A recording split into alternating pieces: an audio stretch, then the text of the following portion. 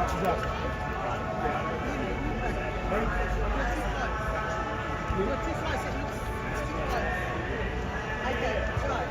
here at Speaker's Corner, it's about 10 past 11. The crowd's building. You're close by, come down. We're going to start very soon. A great crowd already, and there's going to be a lot more people by the time we start at 11:30. We're going to protest and send a big message to Mr. Albanese. We do not want this and misinformation bill. We want this bill scrapped. Saying that, because I know you do schools or live streaming from YouTube.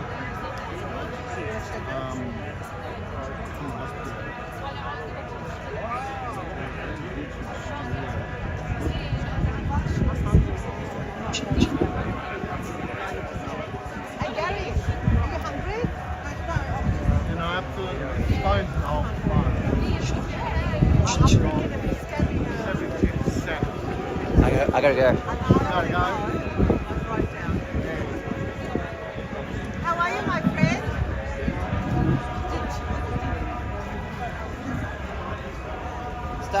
Staggered at all of this. Staggered. I don't know what to say.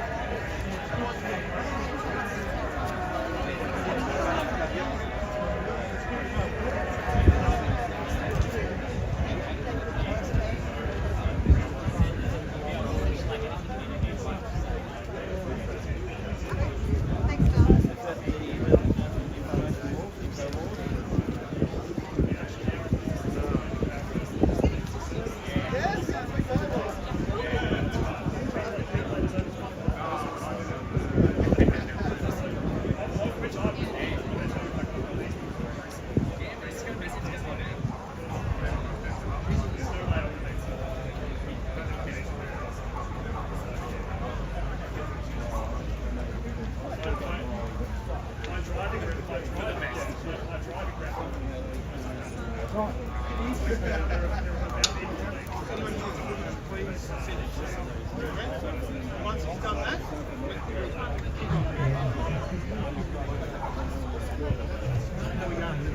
well done, guys.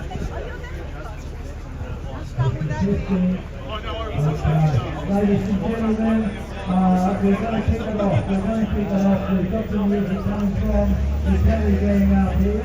We're going to start off shortly.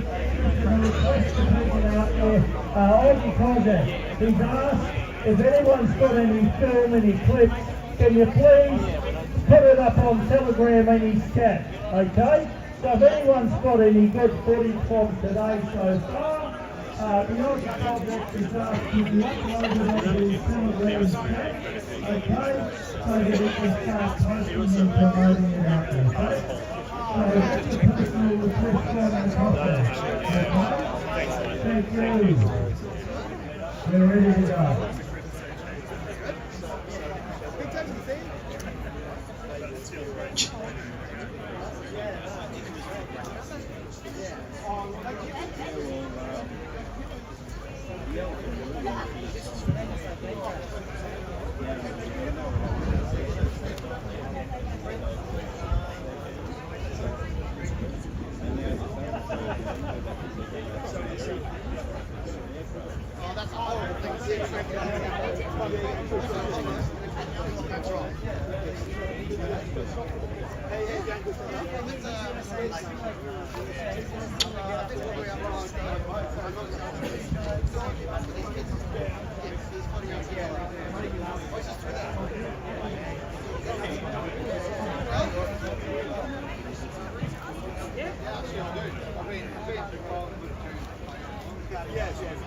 Staying in my apartment, which is it's always a novel event for him.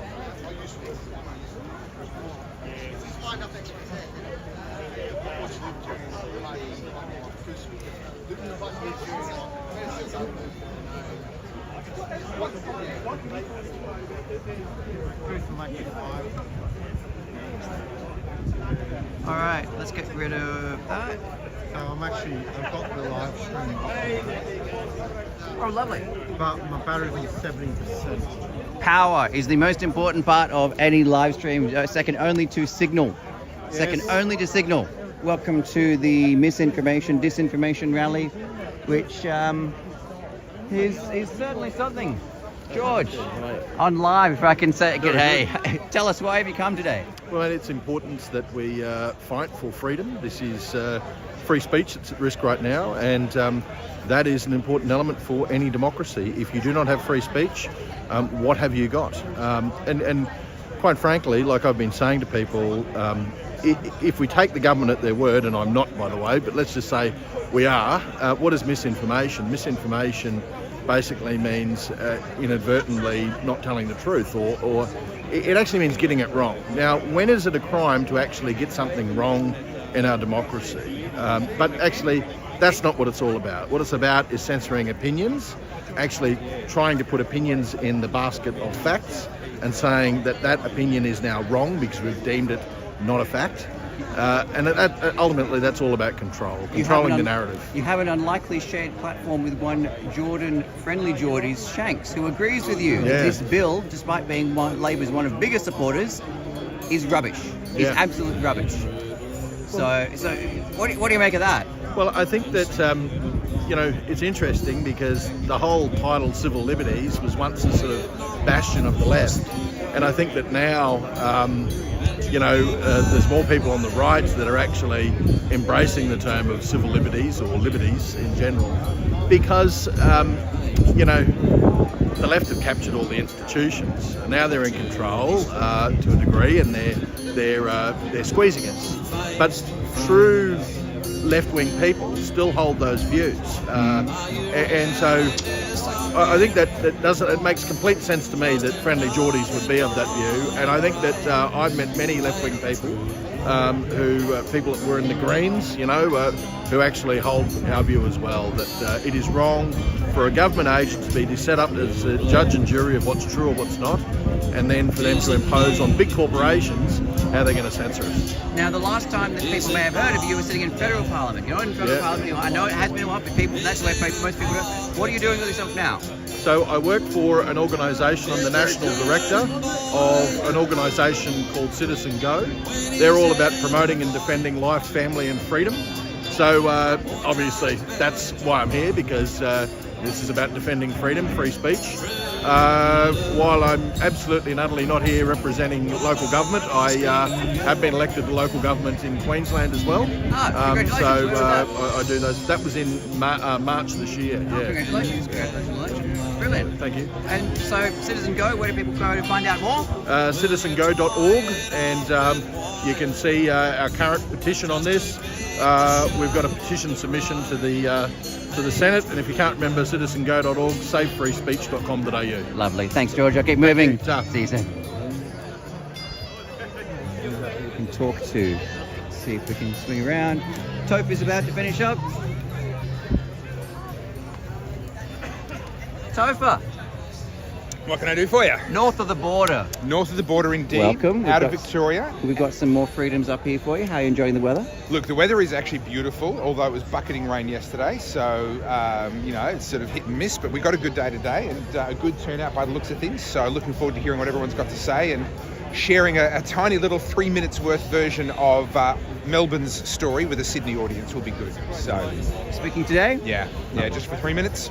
Lovely. As we all are. I'm looking forward to hearing more about that. Now, tell me a little bit more about what you're doing with yourself now.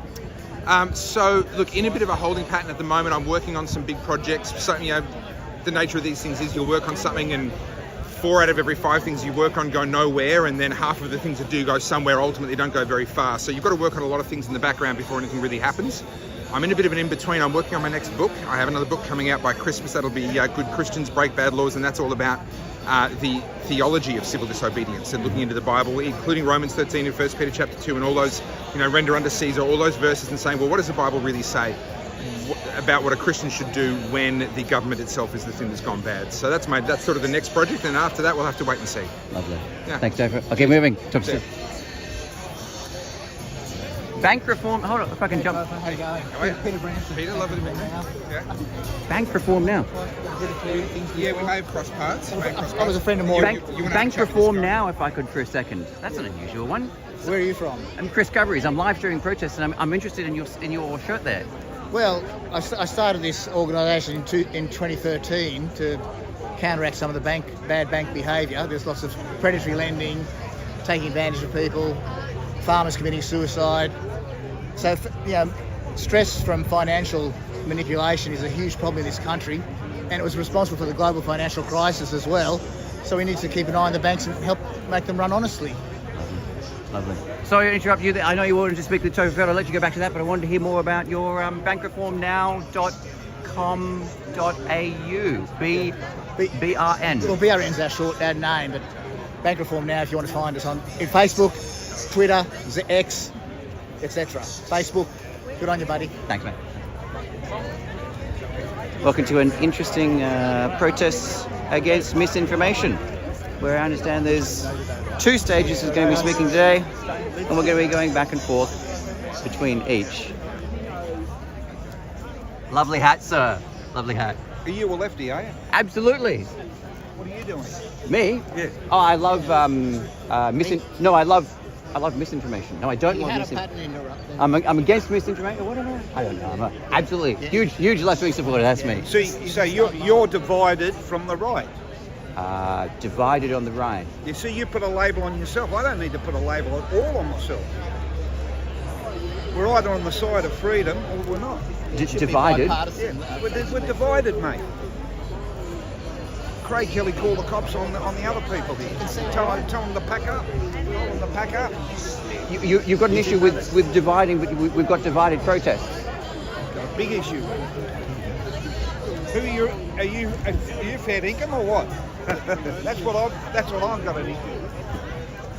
We are ruled by thieving parasites. Gold, Bitcoin. I don't know. You think it's going to catch on? I think once an idea's time has come, it's inevitable.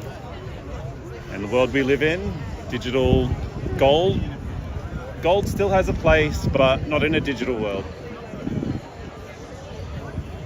Lovely. Thanks, mate. Have a good day, sir. See you, mate. Hello. Is this the Ark? Second? Are you filming for the Ark? No, I'm filming for Discovery. You may have heard of Discoveries. No. I do enjoy going on the Ark. Yeah. It is I've nice. been listening to what you've been saying. Thank you. Thank you for saying so. Good to see you. Good to see you. Let's wrap up a journalist. Yeah, let's do it. I saw that. Yeah. What a thug. Gay thug. Wasn't he a transgender or gay or something? Not a hate crime. Not a hate crime. I'm not sure how he can yell at me that I'm a cis hetero cunt, throw me to the ground, say that I attacked him. Physically assault you, lie and about then, it. And then it's not a hate crime. But just last night I heard But he loves you. Last night I heard that he got charged, and I got to do a post about that. He did finally get charged. And I was surprised it I took. share a secret with Cossack then. How many months ago was that? How did that happen? Yeah, Cossack got charged very quickly. Why did this guy not get charged quickly? But Yeah, I'd find a way to let him off. So you haven't come across Como John yet? In your wanderings? Como John. John Wilson. John Wilson? The union guy that's Doing the national strike. I'm not across this at all. I'm sorry. You never heard of John Wilson? National strike? Yeah. Don't pay taxes. I thought you knew everything. No, mate. I'm trying to get. Did you come in from West Road this morning for train? No, I drove in. But tell me about this Como John. Sorry. John Wilson is an ex-heavyweight. You know, he's an old commo. He calls himself he's younger than me. He looks about 75. What is this? He's organising a national strike, has organised a national strike of rates and taxes and fines and just bankrupt them. Now I don't know how well he's going, but he's red-pilled as fuck. Right, okay. Very, very red-pilled. All right. And he's a little short guy, real thug. Ex-thug. National strike. I'll look into it. Okay, I'll check it out. I got to keep moving. If I find him, I'll hear more about He's it. got to be here somewhere.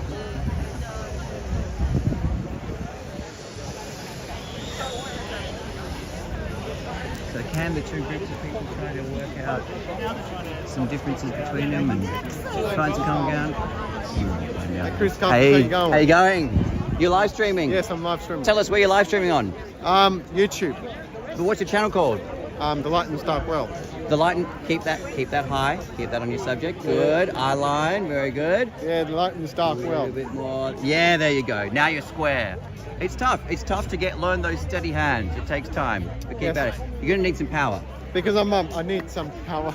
You do. What do you I got a hold whole. I need a. Can I put this somewhere? What do you got? What is this? Bill Shorten's Labour is a Socialist Party. There you go. Your channel again? The Light in the Dark World. And my Facebook page is Timothy Boyce, candidate for Ward 4, City of Newcastle. Lovely. Talk to you, mate. I need some battery. You do. I'm thinking I'll put this sign somewhere. It's going to be here. I'm just giving out the light. Yeah.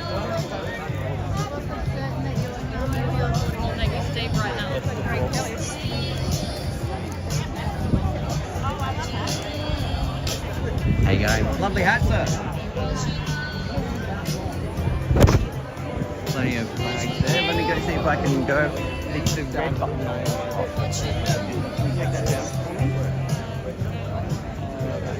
Yep. Just there. Pull it down further if you need to, but it's just the red button on the top. This will last for like 2 hours.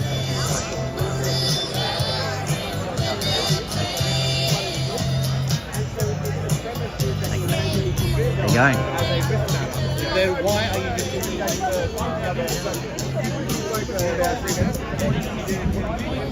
We got a chat. No, You've got to form a proper party for our insurance policy. now I'm live streaming. I feel like Martin Brundle. Do you ever watch the Formula One? Absolutely. That's actually what I model most of what I do on is a grid walk. Yeah.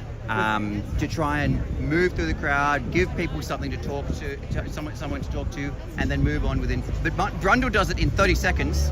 I don't know how to do it in that time. But how to cut people off and move on, right? Like you got to cut them off. Yeah. You got to move on. He's a master at it. He does it so well. But he is. Yeah, I'm definitely getting Brundle vibes doing this today. Yeah, it is. That's exactly what this is. It's Yeah. a kind of variety entertainment show of what it manages to be. I'm here with Dave right now, which you can see on the beautiful prop he's got around. Yeah, I got the flag box Right. going. Very, very official. Very good. Yes. Except that he's also got someone in his ear telling him who he's about to talk to.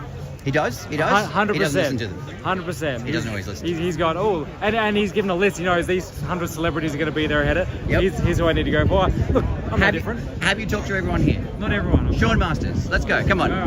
But now I'm an everybody. You can come. Hey, Sean. How are you? You're live streaming. Chris Covey's and Dave's going to be here as well.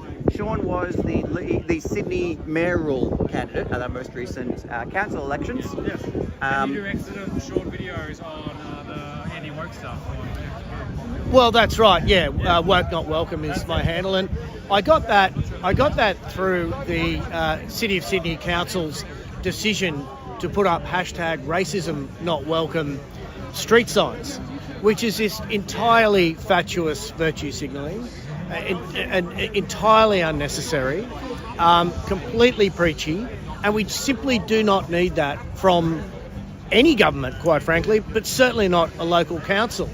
I mean, I would have thought it was a given that racism wasn't welcome. But as far as Clover Moore and the team at the City of Sydney are concerned, we need to be beaten over the head and told that with street signs. So therefore my handle is at woke not welcome.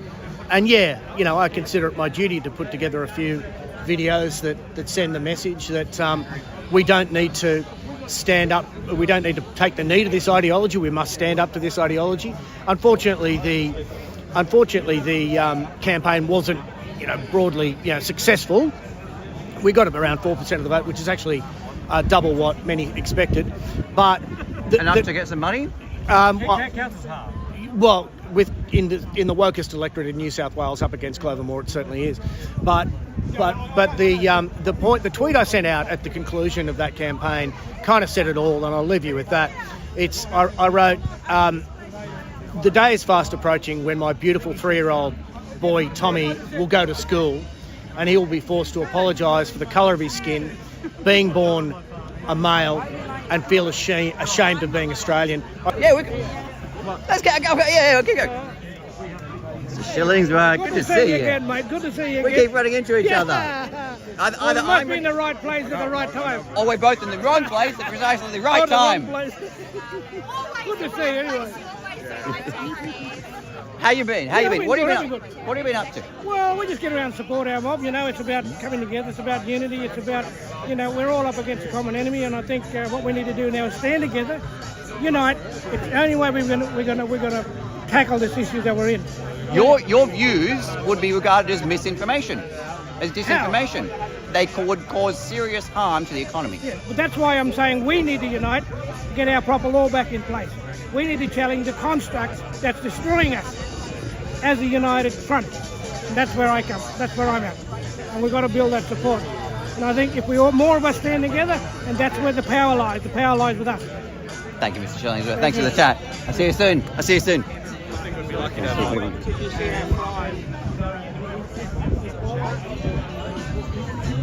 Russ Cameron, Kate Kelly. Gemma? Got a minute? Yeah. I'm live. No, I'm back. We're about to start. All right. Thank you for the heads up. Yes. That's perfect. We're about. Hey, John. Good to see you.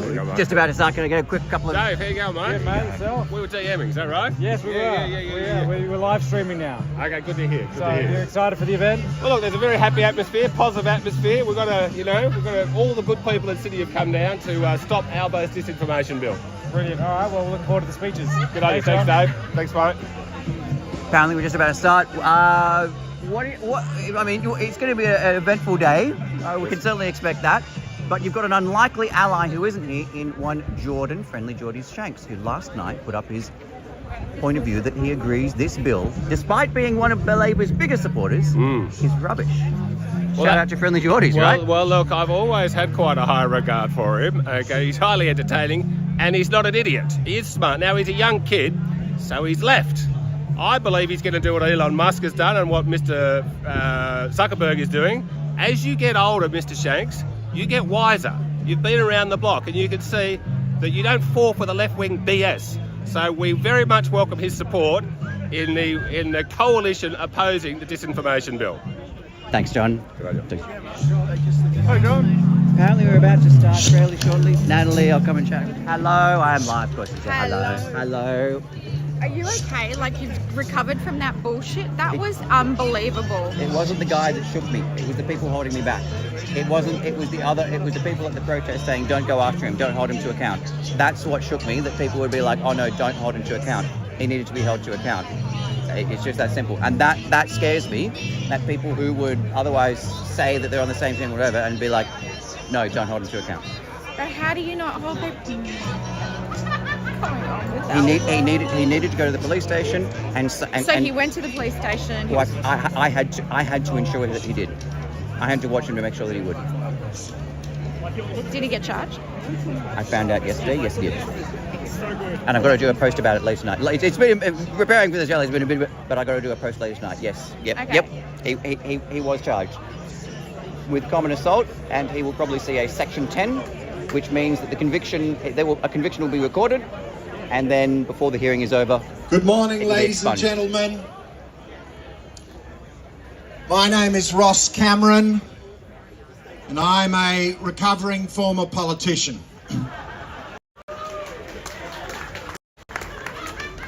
I wasn't even planning to attend today. I was heading down to Boyd Charlton Pool for a swim.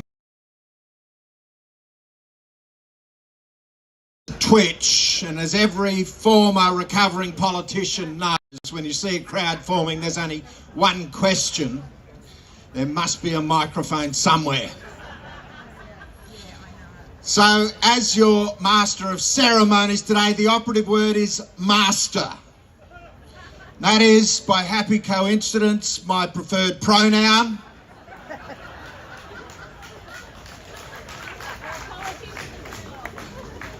I haven't quite got my teenage daughters into the hang of it yet, but I'm working on it. So yous will all do as you're told. The only rule today is that the master of ceremonies may speak on any subject he wishes for as long as he wishes. Scheduled speakers may speak for 3 minutes on the misinformation bill. That's going to be the deal. Indeed, as I read through the terms of the bill, I felt my blood pressure rising sufficiently. There was a real risk that I would completely lose my equilibrium on the podium and go on a 1 hour, unbroken, unhinged, profanity-laden rant against this stinking pile of excrement described as a misinformation and disinformation bill.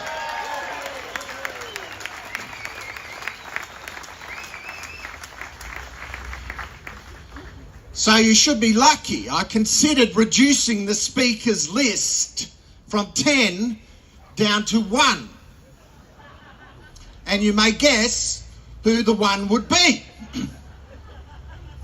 Because this bill says you peasants only need one opinion.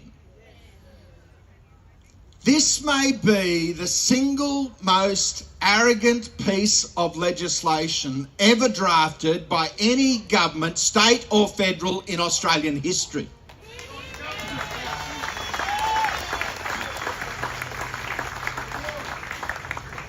And I got the shock of my life in 2020, I think it was April 2020, when the Prime Minister of New Zealand, a country which produced the All Blacks, known for its rugged independence, when the Prime Minister stood in front of a camera and said, "We will continue to be your single source of truth." And the shock was kind of reverberating through my brain, because I thought, how could one individual combine that level of naivety with that level of arrogance? And indeed, we find it is the worst combination in politics: dumb and ambitious. So that's what we have in this bill. It's got to be rolled. And we just want to say thank you. We will be sharing the stage with others today. Poets' Corner is a kind of ancient, it's 150 years old. Anyone can speak. And so we're going to be sharing the stage with some others. People are opposing this bill for a lot of different reasons. And we don't necessarily agree with every reason, but as the president of the Libertarian Party of New South Wales, my party doesn't own this issue. We are members of a broad coalition of Australians opposing this daft and terrible albatross that Anthony Albanese proposed to hang around our necks. So, I was sitting in a meeting, I think we were on Zoom, waiting for someone to arrive, when the Vice President of the Liberal Party of Gemma Naosi of New South Wales, Gemma was sort of humming quietly to herself. And I thought, you've got quite a sweet voice. Why don't you sing the national anthem at the rally? And Gemma looked at me a bit startled and shocked, but I reminded her my preferred pronoun is master, and do as you're told. Please welcome Gemma Naosi.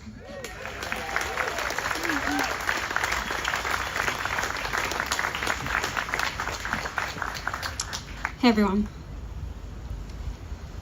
Australians, oh, let us rejoice, for we are one and free.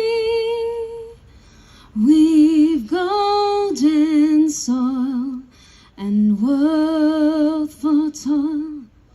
Our home is goodbye sea.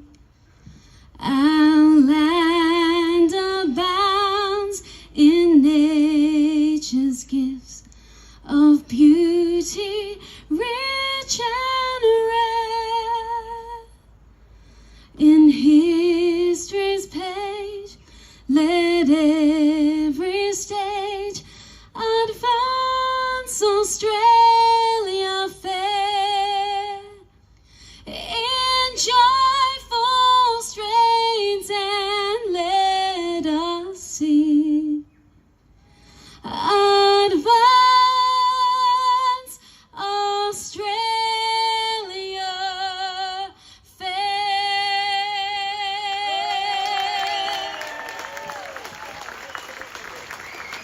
Thank you.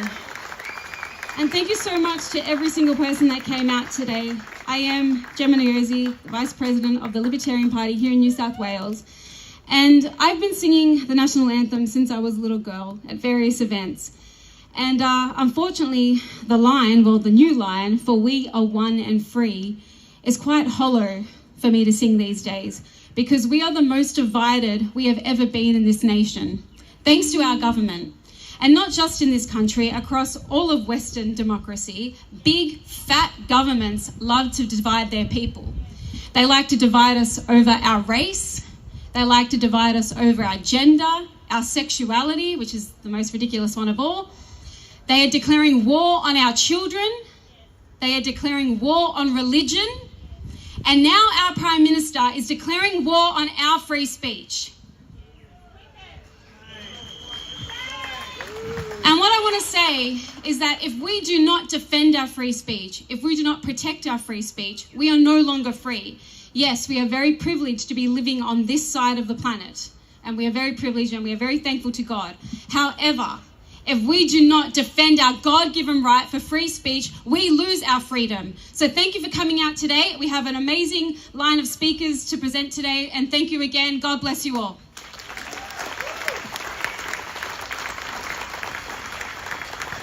Thanks very much, Gemma. Well, when my colleague and friend, the Honourable John Ruddick, MLC, member of the New South Wales Parliament for the Libertarian Party, sort of first announced this rally, he got a call almost immediately afterwards from Pastor Bob Cotton from the Maitland Christian Church.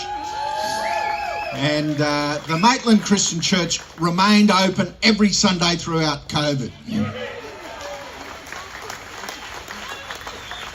And Bob said, John, look, I'm really just calling you as a sort of private courtesy to let you know that the congregation and I will be coming down from Maitland in a bus to join you on the day, and we want to say strength to your elbow. This is important work. And John Ruddick said, well, the Libertarian Party is engaged in building the broadest possible coalition of support for this bill. And if we can get God on our side, we'll take that in a heartbeat. So Pastor Bob Cotton, would you please, John Ruddick said, give the opening prayer at the Mad Rally. Welcome, Pastor Bob.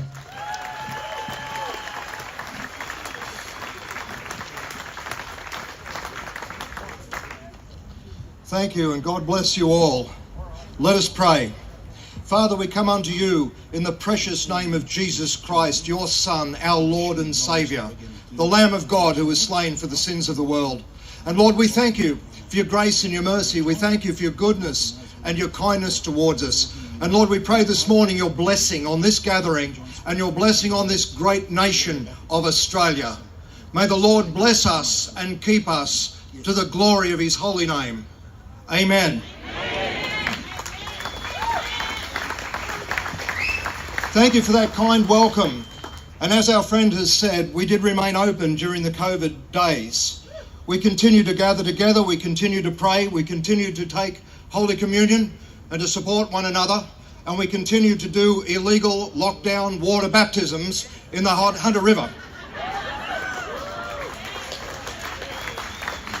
The government wants to be our single source of truth, but one thing the government has forgotten is that Jesus Christ said, I am the way, I am the truth, and I am the life. One of the great problems politicians have had all through history is they wouldn't know the truth when it was standing right in front of them. Pontius Pilate asked the words, what is truth, when Christ himself stood before him. It is God and God alone who determines truth. It is God who determines morality.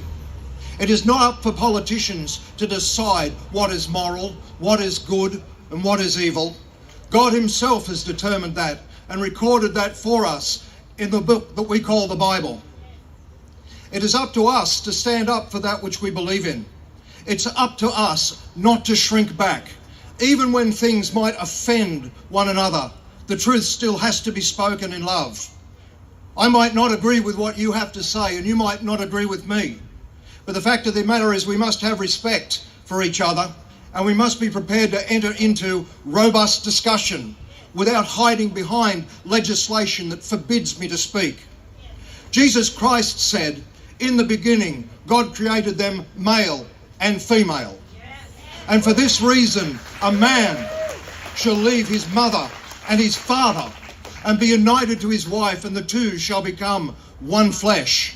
In that, God has defined what marriage is and what family is and what gender is. And if we shrink back in the face of opposition, our children's minds are going to continue to be polluted with nonsense that comes from brain-dead, defective human beings who have given themselves over to reprobate minds.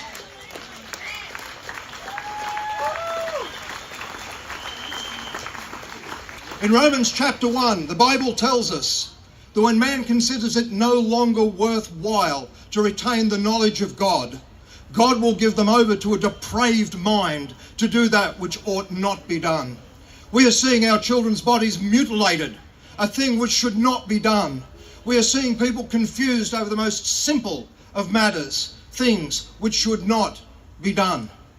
In recent times, people have said to me, this is like something out of George Orwell's 1984. I've said it's more like something out of St. John the Divine's revelation from the Holy Bible. For the Bible speaks of a day when there will be a corrupt world government, a satanic, Luciferian, new world order that will seek to control everything and be worshipped by everyone. When we look at things like artificial intelligence, when we look at things like central bank digital currencies, when we look at things like government overreach and mandates which should never occur, we see an ungodly system being unravelled before us. We must oppose this. We must speak up for free speech. I'm free to say it the other way too. My friends, let us be a people who humbly seek the face of God. Let us be a people who turn from sin, live in repentance, and seek his blessing. I pray that each and every one of us might come to know the saving grace of our Lord Jesus Christ in these difficult times. May God bless you, and may God bless Australia. Thank you.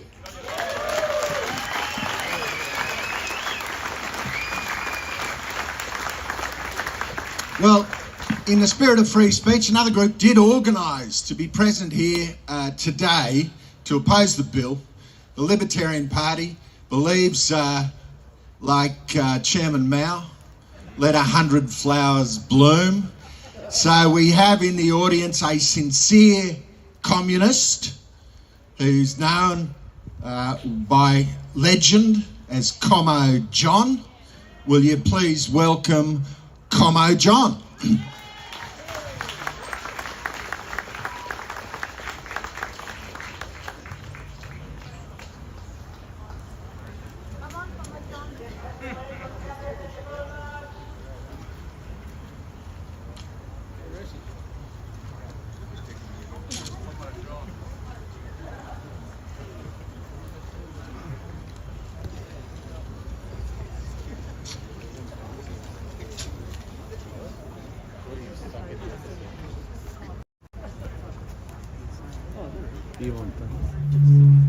Okay, well maybe just while Como John...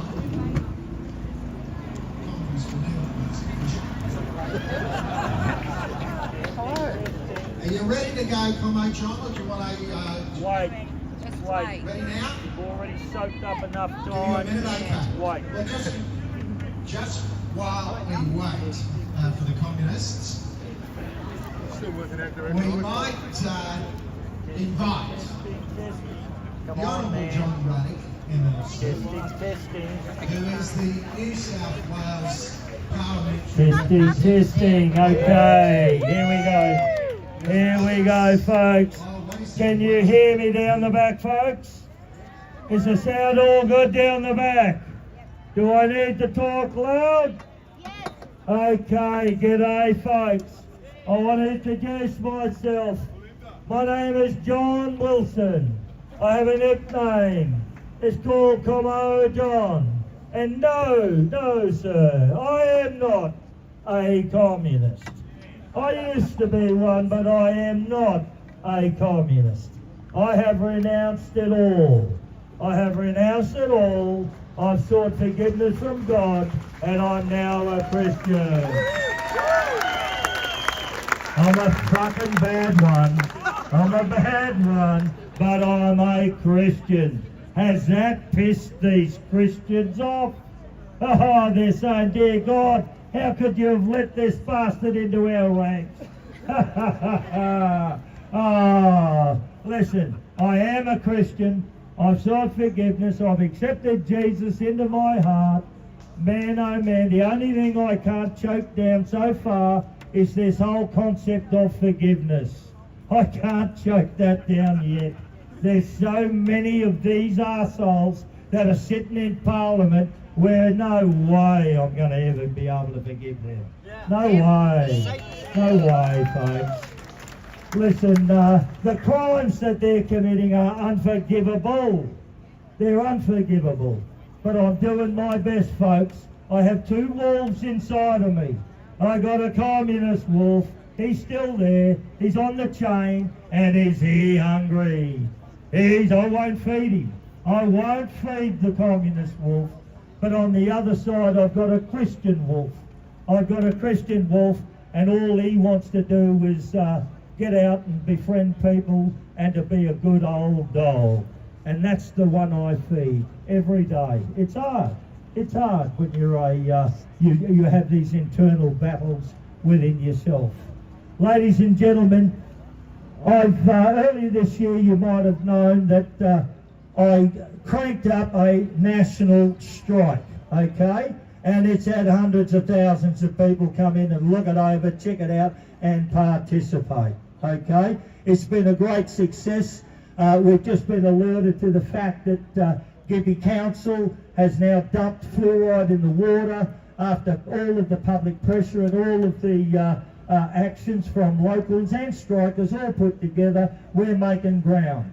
Now, arising or what has grown out of the national strike is the launch of a brand new national trade union here in Australia, and that's called the Freedom Union of Australia, okay? Dare to struggle, who dares wins, okay? The Freedom Union of Australia, $200 a year. Please join this union. Join the union. Every other sticking union in this country is rotten and corrupt. Rotten and corrupt. They have sold their members out and they've sold this country out. You might see them where the John Sitkers of the CFMEU and all of the rest of the CFMEU, organised crime figures involved, all sorts of rotten, corrupt stuff going on. Now, the Freedom Union of Australia has been launched as a brand new union with you at heart, okay? It's being built from the ground up. Please check us out. The Freedom Union is going to be the fastest growing, most effective trade union this country has ever seen. Okay, so please check it out. Now, I'm going to introduce our first speaker. Unlike the libertarians up here, these ex-pollies, okay, all of the political class, say what you like, but the first speaker has just come from the floor. This guy's name's Rocco, and I want to introduce you to Rocco. He's just an ordinary guy from here in Western Sydney who's been battling the courts and the cops and the parliaments and the councils for years now. I want you to give him a hand because he's one of the true activists and the true frontline leaders here. Rocco, 3 minutes, brother. If anybody needs help with challenging their council rates, I also come and see me afterwards. I also specialise in travelling using Section 92 of our Constitution. No licence or no registration needed for your automobile. Now I've got, look, I spent quite a bit of time writing out some information about today's speech and in challenging Albo's bill. Okay, it all starts with the 1914 Crimes Act, Section 270.1. Pushing slavery incurs a lengthy jail term. That's under our own constitution. And yet, since the start of COVID, whilst they were enforcing lockdowns, masks and vaccinations, not one politician has ever been punished under this section of law. For we the people have been getting poorer while these bloody globalists have been getting filthy rich from us. Albo's misinformation bill is just another instrument in which this great government, who's addicted in committing genocide upon the Australian people, with this being in the form of destroying freedom of speech. The proposed bill has Buckley's chance of ever becoming law because the fools behind it forgot to factor in that the laws were passed in the United States earlier this year. They're called the Chevron deference laws. I don't know whether you guys have heard it. They were passed through the Supreme Court in the US, but our courts operate, we come under the US courts. Our judges and our magistrates get paid by the Federal Reserve. All our courts are registered in the Washington Stock Exchange. Okay? Yeah. Hey, brother. Love your work, guys. Okay. So, it's only a matter of time. This is my point. It's only a matter of time before these laws land on our shores, and we're going to be reverting back to the 1901 Constitution, which carries the death penalty to all these fucking Satanists. That's what's going to happen, okay? You know, all these politicians who think that they've seen my wet ink signature, that they have authority over me. They're fucking dreaming, okay? All right, undo. Jesus bought us for a price on the cross. Hear me now, all you Satanists. Jesus bought us for a price on the cross. We are not our own. We cannot be slaves to these Satanists who are pushing the 20th, 30th agenda. Now they're in obviously massive desperation. Finally, a biblical perspective on slavery. In Exodus 21:2, it says, if a slave is bought, after 6 years, it must be set free. Though we haven't been slaves for 6,000 years, okay, we have in fact been enslaved nearly half that time, and we no longer... What's the language? There's children, right? Oh, sorry. Thanks very much, boys. We really appreciate it. Just want to say on behalf of the Libertarian Party, if your guys wish to come and share this stage, you are very welcome to. We can all be speaking then from one platform with a degree of order, one at a time. We'll try and stick to the 3 minutes. But thanks so much to Como John. My apologies for assuming Como John was a communist. Forgive me. Ladies and gentlemen, will you please welcome the instigator, the prime mover, the coalition builder, my mate, the Libertarian Honourable John Ruddick, member of the Legislative Council. My name is John Ruddick, and I am a spreader of misinformation and disinformation. Well, at least that's what Anthony Albanese thinks, okay? But, I mean, this is a classic case of the pot calling the kettle black. All the government does, particularly the Albanese government, is mislead us. They are the misinformation and disinformation machine. But I would like to say, you know, it is actually important that misinformation and disinformation should be able to compete in the marketplace of ideas, and they'll lose. And this is what Albanese is scared of. He is scared of losing his ideas. All the things that he predicts never come true. We were told we're going to be living, you know, the oceans were going to be rising by now, you know, COVID and the vaccine, all those lies. He was going to cure inflation. Now, I'll tell you what's really behind this thing. They want to shut down Elon Musk in Australia. That's the bottom line, okay? They hate Twitter now. They used to love Twitter. They hate Twitter now because it's just a free-for-all. It's a free platform where you can say whatever you want, okay? And this is what they shut it down in Brazil. Now, you know what with under this legislation in the fine print, if one of you good people puts something out there on social media, which will probably be Twitter, and Albanese says, oh, well, that's misinformation, and then if Elon Musk doesn't take it down, they've got to pay about a $600 million fine. Not 600,000, 600 million, 5% of Twitter's revenue per year. Now, I don't know how they're going to enforce it. I suspect Elon Musk will tell them to get lost, but they'll try. Now, we want to have quick speeches today, so I just want to quickly walk you through the politics of this, where we're up to from here. I believe before Christmas this bill will get through the House of Representatives because the stupid teals will vote in favour of it, of course, and the Labor Party will vote in favour of it. But then it's going to go to the Senate. We need 38 senators to vote no to this, federal senators. At the moment, we've got 33. The Liberal Party was late to the party, but they have come and said they'll oppose it. Good, thank you. And the Nationals. Then, of course, our good friends in One Nation, Malcolm Roberts and Pauline, and Senator Babette, all terrific people. That gets us to 33, but we've got to get to 38. There's about 7 other senators who pretty much all lean to the left, but they're a bit all... And it's not impossible the Greens could do the right thing here, but very unlikely. But so look, it's looking like it's, we need to sort of try and get these people like Jackie Lambie and Senator Pocock and Senator Payman and Lydia Thorpe. Okay, so they might be able to do the right thing. But look, it's a coin flip. Okay, we could be by Christmas living under this regime. And that means Australia will not be Australia anymore. It'll be called Alboralia. Okay, because we're going to have this big government telling you what you can and cannot say. In the event it gets to that point, I want to say the underground resistance will start on day one, okay? And I'm very lucky. I can say what the hell I want in the state parliament, and I will make the most of that. But we should be having a rally here every Saturday and saying all the misinformation, disinformation we feel like it, okay? Because we absolutely have to. If we just let this pass and we do not resist it, it'll just become a part of the culture of this country. And we will be on the slow journey to East Germany. The slow journey to East Germany. So, and the one last little thing I'll say. 10 years ago, when Julia Gillard was Prime Minister, and they brought in 18C, which was the beginning of the war on free speech, and opposition leader Tony Abbott said, "Oh look, you vote for me, and we're going to repeal 18C, 100%." Now they didn't just say it once; they said it about 100 times, and we thought, great. Now then.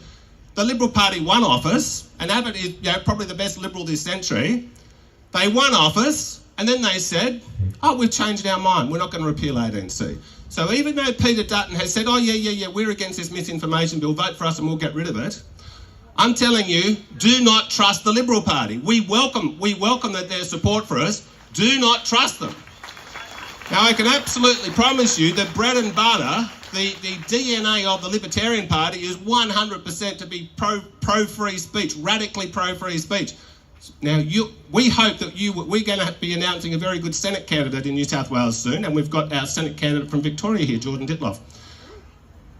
We hope you can vote Libertarian, but the Libertarian Party may not be your cup of tea. If that's the case, go and vote for One Nation. Or there might be others, but whatever you do, put the Liberals ahead of Labor, because they're okay. At least the Liberals say they're going to oppose it, and I reckon they probably will, but you can't trust them. Okay, so just remember that. The Liberals sound good in opposition. In government, they sell us out all the time. Thank you very much. Stop the disinformation bill. Okay, so our colleagues at the Freedom Union have asked to speak again. So here's John Wilson.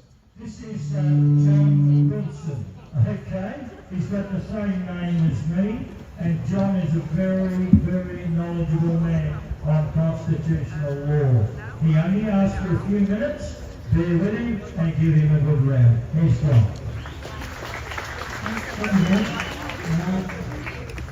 I have noticed with a few words today that you've been trial by jury. We have the power. Everyone here has the power to defeat any bad laws, because juries nullify bad laws. This is called common law. So anything you feel is wrong, you go to a place where wrongs are made right, and that's called a court. But unfortunately, all we have in this country now are kangaroo courts. Our courts are our government. The Parliament is not the government. The best Parliament can do is make statute laws for the state, by the state. We are the common people. We make common law, and common law is democracy, and we outrank any lesser form of legislation, because common law overrules statute law. But they don't tell you that in the universities. They'll say the other way around. They say, "Oh, we've all in common law." The only ones who can hold the common law are the common people, us. So I advise everyone, if you feel there's something wrong, you can put an end to it. All you do is go to our courts, and where you have the right to trial by jury. Every single time you go to court, whether it's the family court, the district court, the land and environment court, any court, you must have trial by jury. And the only way a judge or a magistrate has any jurisdiction is if you sign a memorandum of consent. Without that consent, all the proceedings are worthless. They are null and void. So with this particular act, or anyone here can file a statement or claim of a civil wrong. It is wrong. So you put that wrong before our equals, and they will decide what to do with it. And that's called the judgment of our equals, which is the law of the land. Do it. Thank you, John. Thank you. Listen, I've got one more quick speaker. What's your name, champ? Brendan McIntyre for 1 or 2 minutes. Brendan, come up here.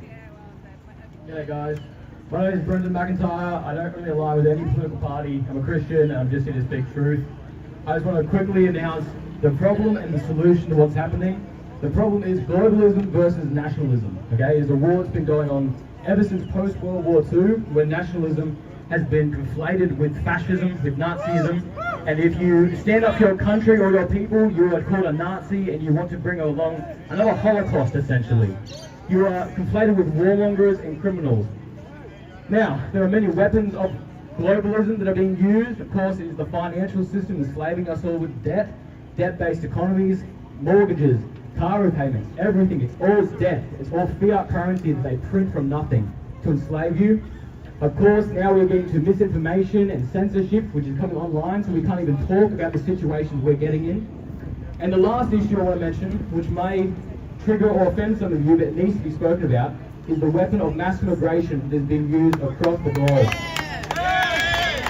Now, if I speak about this, I'll get called a racist, but it has nothing to do with race. It has nothing to do with your genetics or your makeup. The fact is, it's economics and culture. Okay? It's race too. It's race too. Let me speak. Okay, it's economics and culture primarily though, because we cannot fit in this many people. Okay, we had a 2.7% increase in population last year. 83% of that was made up by mass immigration. 80% of immigrants go to Sydney or Melbourne. We do not have the infrastructure or the housing. People are starving, they're going homeless, and if you point this out, you will be called a racist and completely.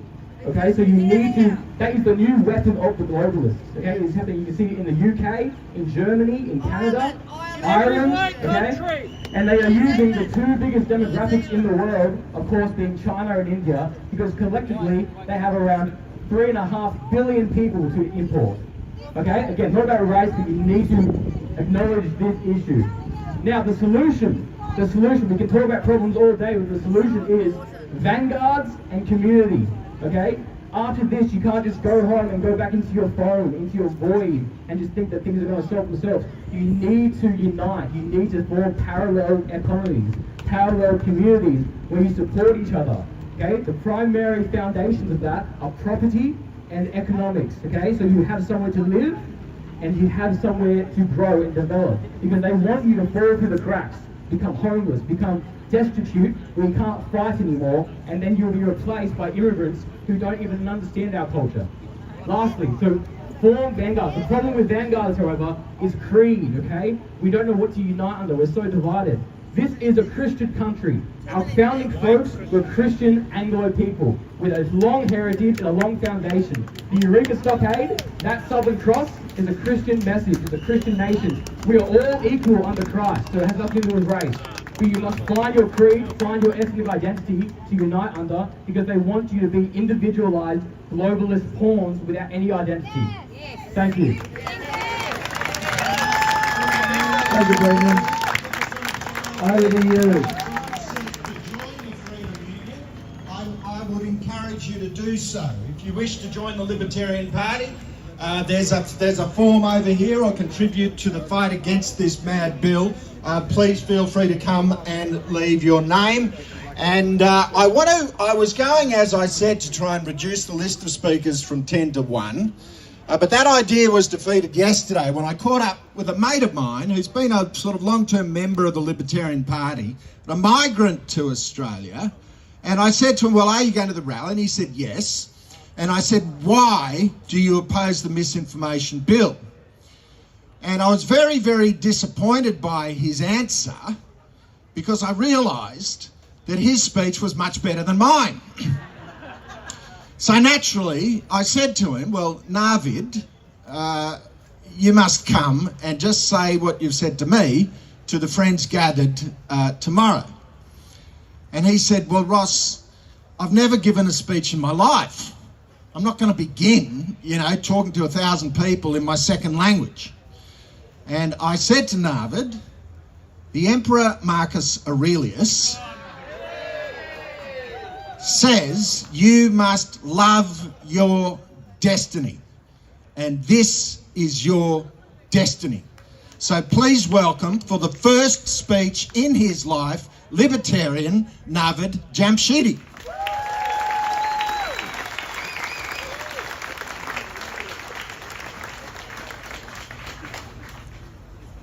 Thank you. Good afternoon, fellow citizens.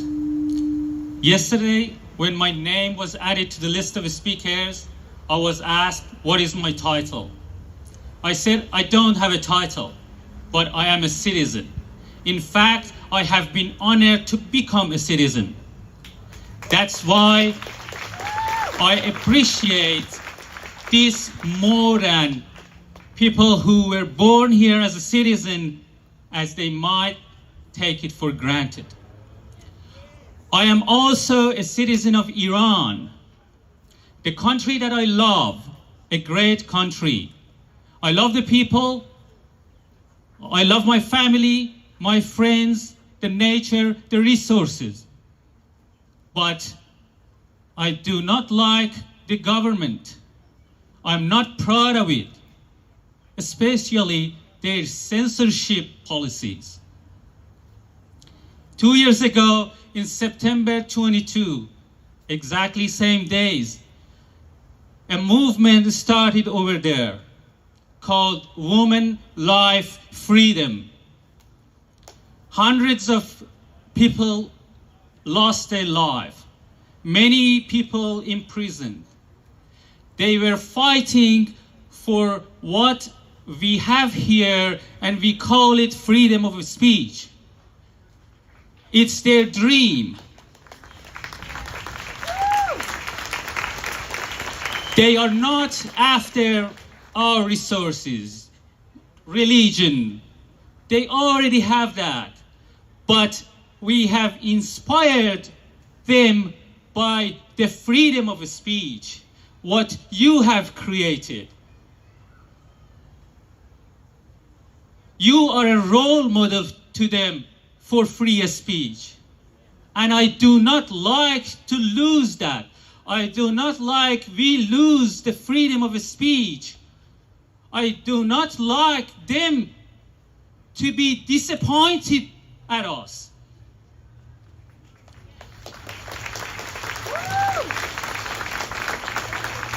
I have lived there a great part of my life. I have gone through the censorship. I have seen it, how it works. It starts with small policies. It will not work. They will add another one. It's horrible what it can do to the society, to the creators, to people. I do see similarities with what happens there, what's happening with the disinformation and misinformation bill that our government is offering.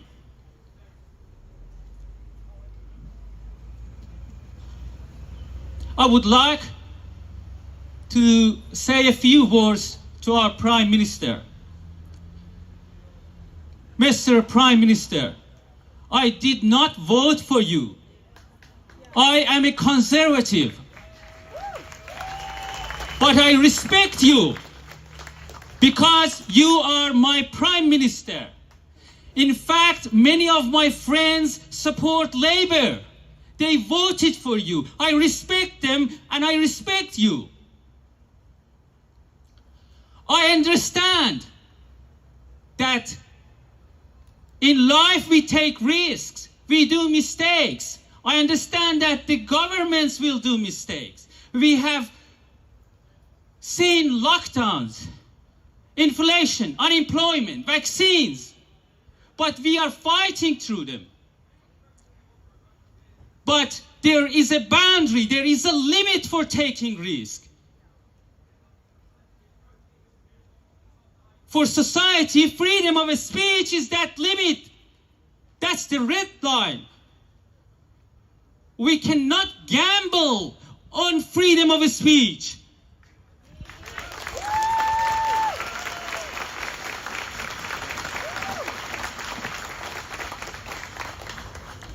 One of your ministers said, doing nothing about a spread of harmful misinformation is not an option. Yes, it is an option. If you do not know what to do, it is an option. If a surgeon doesn't know how to treat a patient, they can't just cut somewhere with the hope to fix it. They just wait, get more expertise to find the right approach. The approach you're taking is the approach of a third world country government, not a developed country.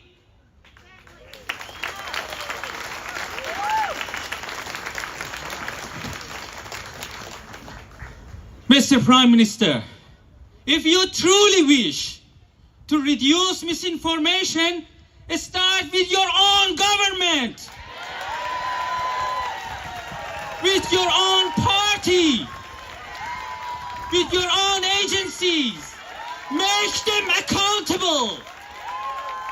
Make them accountable for what they say, for the misinformation they provide to people. Don't punish us. If this bill has even the slightest chance of putting our freedom of speech in jeopardy, the government does not the right to take that risk. Thank you.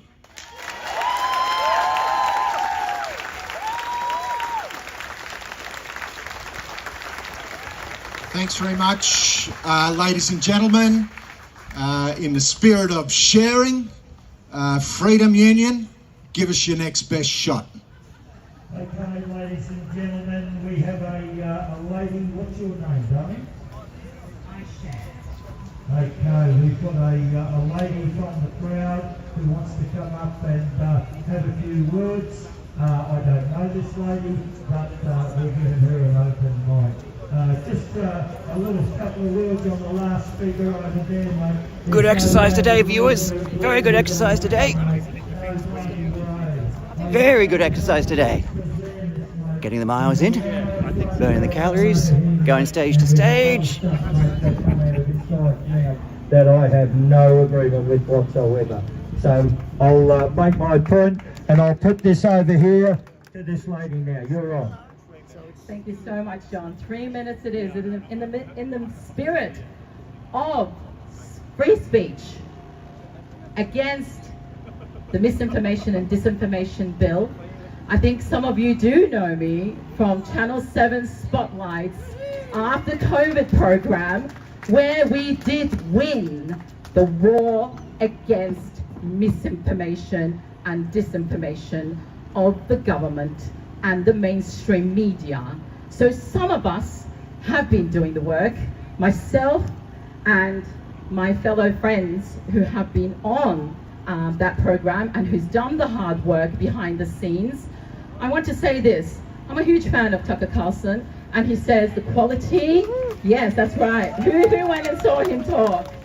I did. The quality, that's right. Here's the thing. We have to put aside our petty differences, and we need to join forces with other causes. Otherwise, we will not be able to do this on our own. There is a wide demographic that represents Australia, and that's what we have to do. We have to do the inconvenient, we have to do the hard work, and we do have to go out of our way to reach all of these different communities. This is a country of immigrants. It is immigrants that have built this country. Don't blame the immigrants, blame the government. Blame the government for their policies of division. Blame the government for creating chaos. We cannot truly be free until the United States of America gets the hell out of Pine Gap, as Tucker Carlson pointed out. So let us do the hard work, and that also means if we are truly want to be united, we cannot have two stages. We have to have one stage where everybody talks. Thank you very much, and let's free this country together. Let's free this country. The time is now. The time is now to unite. Let's go. Thank you very much. Over to the yellow team. You're on. Okay.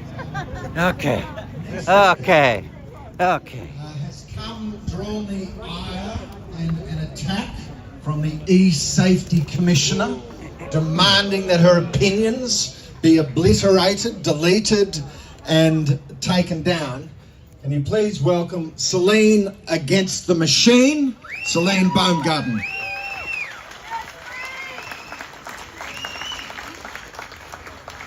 Hello everyone.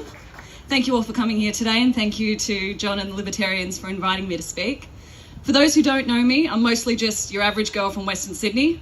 I'm an online content creator, and I make videos that draw attention to certain topics that others may find a bit difficult to speak about. I am extremely passionate about protecting children from radical gender ideology and protecting women's sex-based rights. As mentioned as well, I'm also the girl who had one of her posts geo-blocked on X earlier this year by our e-safety commissar, Julie Inman-Grant. I won't go into the ins and outs of what that video was. However, I will say it was incredibly mild compared to some of the other videos I've shared. Nevertheless, it was deemed to be dangerous and harmful and was promptly censored at the behest of our e-safety overlords. So it's safe to say I have a little bit of experience what it's like to be censored, and it's not that great. What this government is trying to do is usher in unprecedented levels of censorship on everyday Australians like you and me, giving politicians, bureaucrats and mainstream media the power to decide what is true, what is false, what is right, what is wrong, all done under the guise of protection. Call me crazy, but I don't believe Australians need to be protected by a government who spew more and more misinformation themselves as the days go on. I mean, how many times have we seen Albo and co get fact-checked through community notes on X? Or the ever-trustworthy ABC that just got done for altering their media? It's ridiculous. Time and time again, these people are the main spreaders of misinformation, yet under this bill, they are exempt.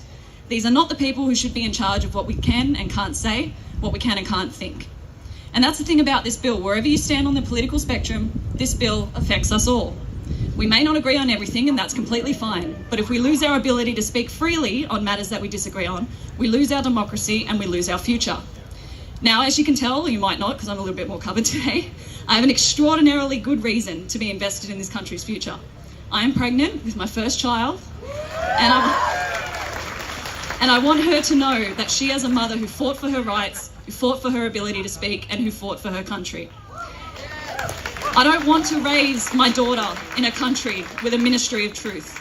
I don't want to raise my daughter in a country where she could be silenced for her opinion. I don't want to raise my daughter in a country where she cannot have open discussions on the issues that matter to her. I don't want to raise my daughter in a country where she is unable to decide for herself what is mis and disinformation. I don't want to raise my daughter in a country that's divided into us and them, which is exactly what this bill aims to do. Us ordinary Australians, the working class, people like us, we don't have the same abilities as those in power. We don't have an invisibility cloak to put on to shield us from this bill. Quite the opposite, we're the direct targets of it. This bill must be obliterated. So write to your MPs, tell your friends, do whatever you have to do. We're heading down a very dark path in this country, but I have faith that we can turn it around before it gets worse. I also beg the younger generations, wake up to this, pay attention, and realise what's happening. I know firsthand that it's much easier to turn a blind eye to this kind of thing, but we need to take a stand against this for the sake of our country and our future. So thank you again to John and the Libertarians. Thank you to everyone for being here today. Let's ban this bill. Thank you very much, I've got another speaker here from the crowd who's been waiting patiently, and it's Grant Popper. And Grant's going to give his point of view. 3 minutes, Grant, over to you. Go. Excuse me. Thank you, go. Can I? Yeah, thank you. So I obviously resist any more censorship. We've got to wind back the censorship. And I've also got, my wife and I have 3 young adult children, and they should be looking forward to a future of opportunity and productivity, and not looking over their shoulder at what the government and corpocracy, what the tyrants are going to do to them next. So we need to fight for them, and we need to build the future so that they can unleash their mind and their spirit and the human capital to build a better future for us all. And I agree, Mr. Marcy, I don't see the left and the right or the colour. What I see are the arseholes and the rest of us. So that's what we must remember. We must ally together to build the future and nurture each other and nurture our children. And we've got to take control of the agenda. We've got to not dance to their tune. We set the agenda. We are not victims. We are the victors. Let's get into it. Thank you.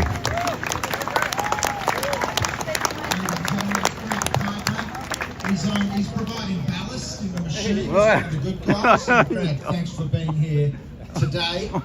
Another weight-bearing strut in the citizens' resistance, all the way from Melbourne. The multi-award-winning filmmaker, broadcaster, communicator, defender of the citizens. Please welcome Topher Field. Thank you very much. My name is Topher Field, and if you believe the government, I'm a very dangerous man, because I was one of the people willing to put my name and my face onto the protest movement against the madness of lockdowns in Melbourne, as we became the most locked down city in the world. I've seen firsthand how laws get misused and abused. They are passed on the promise that they'll be responsible and careful and only use them for our good, but that's never how it works out in the long run. I spent 2.5 years of my life and a small fortune of my own family's money defending myself from 2 criminal incitement charges. Incitement was a law passed so that we could hold terrorists and people who encouraged others to do things like commit murder and engaged in organised crime. Incitement was the charge that we could use to hold them accountable. Guess who they actually used it against? People who went to protests against lockdowns and encouraged others to do the same. We cannot trust the government when it says that it will use a law responsibly. And I put it to you that a law like this misinformation, disinformation bill cannot be used responsibly at all. It is rubbish from start to finish. But what we're up against today is not just a bill to do with our freedom of speech. What we're up against is a government that is trying to take the place of God. We are faced with a time in history where government, having killed God in the previous generation, is now trying to set itself up as God, and it is up to us to say, no, you're not God, you're a servant, and we serve only the one true God. Here's the uncomfortable reality that we face. Throughout all of history, we've tried all kinds of different ways of limiting government power. We've tried separation of power, we've tried constitutions and bills of rights, we've tried all kinds of different mechanisms that were designed to keep government power in check, because we know instinctively that an overbearing government is one of the most dangerous things you can have. The thing is, throughout history, there's only one thing that's ever worked to keep government power in check, and that is the people reaching the limit of our obedience to that government. Everything else fails in the long run unless it is backed up by a population that is willing to say, no, enough, we're drawing the line right here. And so, it is up to us to learn what, unfortunately, people like myself and others had to learn the hard way during lockdowns in Melbourne, and that's what it says on my shirt. What does it say? Good people break bad laws. Your morality cannot be outsourced to a government. You should not be listening to people in Canberra telling you what is right or what is wrong. Your conscience is what you must obey, and sometimes your conscience is going to require you to say, no, government, I can't do that. Or, I'm sorry, government, I'm going to keep doing that no matter what you say. There's one last thing I want to say. I had the absolute privilege of telling the story that you'll find in the documentary Battleground Melbourne. You can watch it for free online, battlegroundmelbourne.com. This is not my story. I got to tell the story, but this is the story of incredible, courageous people all through Victoria who pushed back as our home city of Melbourne became the most locked down city in the world. And I made a promise to the people that helped me to make this documentary. I said, for as long as I can, this documentary will be available online for free. But you know what scares me? If this misinformation, disinformation bill passes, this factual 140-minute multi-award winning, internationally acclaimed documentary will be called Misinformation. And it may very well start to disappear or be hard to find on the internet. So what I'm doing is I've got it in DVD. If you want to watch it for free. Don't spend any money, go and watch it for free online. If you want to help me make sure that this documentary never disappears, would you come and see me on the other side of that tree? Because whilst they can try and control what we say online, they can't control what you do with your friends in the privacy of your own home. And there are some stories that need to be told. People have asked me if I'll ever make another documentary, and I said I hope I never have to, because this one nearly killed me. But if this misinformation, disinformation bill passes, then we're going to be writing a story of our own, aren't we? And it's going to be a story of people with courage doing what is right, despite the fact that their government is wrong. Thank you. Thanks very much. Ladies and gentlemen, our next speaker, George Christensen, was one of my favourite members of the Federal Parliament. He's a former member for Dawson. He was easily the smartest guy in the Parliament.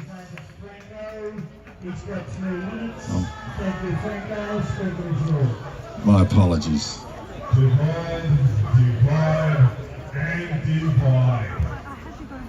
Divide and conquer. Come on, mate. Dave gives his blessings. Dave Guru, stop the rock, sack the lot. Gives his blessings. Can't be here today because his mum's not well, so he's got to attend the family, and that's really, really important before anything else. So he gives his regards.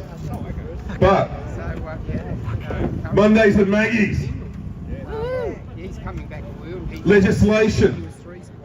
That's over that side of the fence. It's not law, it's just legislation. Unconstitutional legislation. You want to clean this place down, 1932. And in 1975, our governors brought our government down to its knees. And it can be done today, right now, but not here. Mondays at Maggie's at the Governor's House in New South Wales. Put pressure on these governments, all of them. They have lied through their teeth, and they're trying to rebuild a fractured, broken system. It's broken. Left, right, independent, blue, all the colours, all the same. Put them in a melting pot, and what do you have? Shit brown. All of it. Go. Back up. But the elephant in the room, hands up. He hasn't stopped hearing the ambulances running in your streets and your neighbourhoods at the moment. Vaxi taxis, that's right. Should have a wagon. Constantly. The elephant in the room that no one wants to talk about. We've got a society that is maimed. They're unwell. And they can't see past the clouds. Because they're unwell. But like I said, we could bring it down to its knees. Absolutely knees. Not here. How many rallies have we done? How many speeches have we heard? It is us, not them. Every single one of us. Sovereignty resides in every single one of us. We, the people. And I'll tell you another thing. If God's not in it, we can't win it.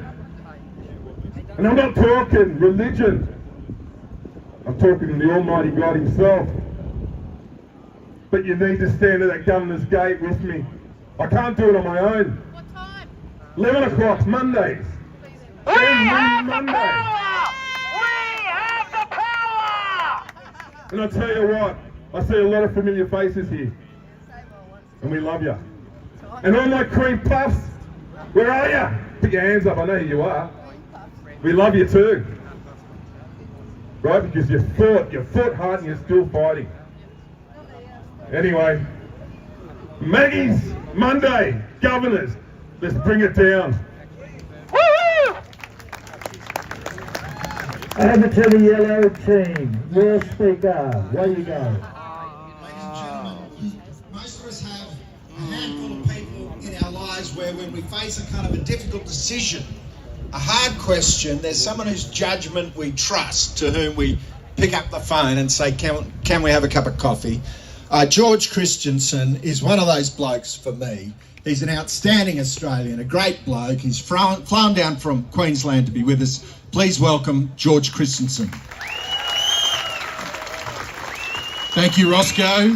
Thank you, ladies and gentlemen. Thank you, John Ruddick, for organising this. To the Freedom Union, to everyone that's here, God bless you. Thank you for what you're doing. Thank you for standing up for free speech. Because I'm afraid to tell you, they want to silence you. They want to control what you say. They want to control what you believe. They want to control what you think. This combating misinformation and disinformation bill is not about protecting you. I think you all know that. It's about controlling you. The government wants to decide what the truth is. And once they control the truth, ladies and gentlemen, they control you. Now, I stand here today in my capacity as the National Director of Citizen Go, an organisation that defends life, liberty and freedom. And that's why we're fighting against this dangerous bill. It is a dangerous bill because if we lose free speech, we lose the foundation of liberty in Australia. This is about your rights, your voice, and it's your freedom that's on the line. Make no mistake, this bill is about silencing you. It hands the government power to censor your speech, to decide what you can and cannot say. What happens, ladies and gentlemen, when the truth becomes illegal? What happens when they use this bill to block you from speaking the truth because it challenges the narrative? That's the road we are headed down. They've already shown us so far what they're capable of. They've shown us how they'll operate with the E-Safety Commissioner. But they've also shown us how they operate with this bill being announced in the dead of night and then quickly introduced into the House of Representatives the next day. No discussion about it, just made its reappearance and went back in there. It sat on a shelf for a year. We thought it was dead. But then out of nowhere, they bring it back. No warning, no public discussion. They didn't want you to know about it. And by the next morning, as I said, they'd already moved it through the system. And they tried to actually get the Senate inquiry reduced to the bare minimum of timeframes. But it is now still open. And I've got to say, ladies and gentlemen, I hope every single one of you here has put a submission into that Senate inquiry because they need to know that we are going to stand up for free speech. They didn't want us to organise. They didn't want us to push back. They're afraid that people like you and I will speak up and will demand accountability. They're scared of us because they know that we are right. They know that the people of Australia do not want their free speech tampered with. So I'm going to cut this very short, ladies and gentlemen, and ask you, each and every one of you, to please go and put a submission into the Senate inquiry. If you don't have time, I've set up a website, savefreespeech.com.au. Very easy to remember. You can go on there and just click a button to actually send a submission into the Senate. It is vitally important that they are flooded with the voices of the Australians that they want to censor. That's you, ladies and gentlemen.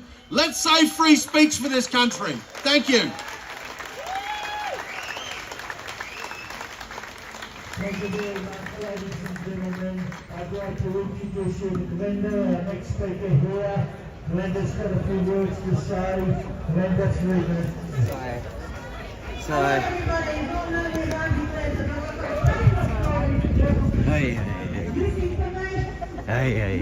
Misinformation and no information. I'm taking on Westpac Bank. I hit with facts. I hit with fact information, and they got nowhere to hide anymore. You've got to take them on yourself. Don't rely on anybody else. You've got to challenge the system with fact information. Let's talk about New South Wales trustee and guardianship. They're enslaving our elders.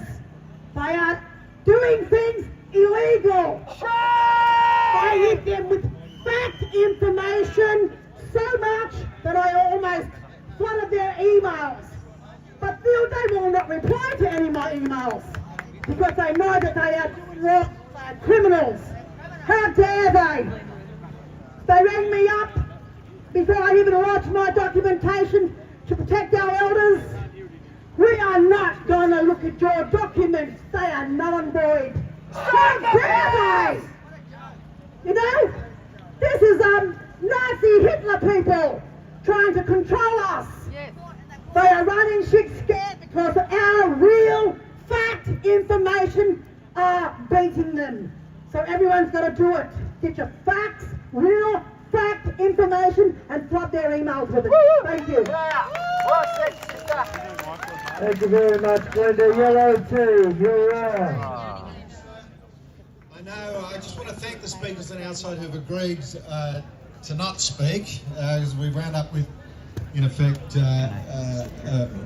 more speakers than we needed. We're mindful of the audience in particular. Your concentration's banned. A lot of you've been standing for a while. We've still got a couple more to go. I know John Ruddick is very keen to see the Sharks beat Penrith this afternoon. So we have to get home, in time for that event. But I would like now to introduce you. Many of you will be for the first time because he's up from Victoria.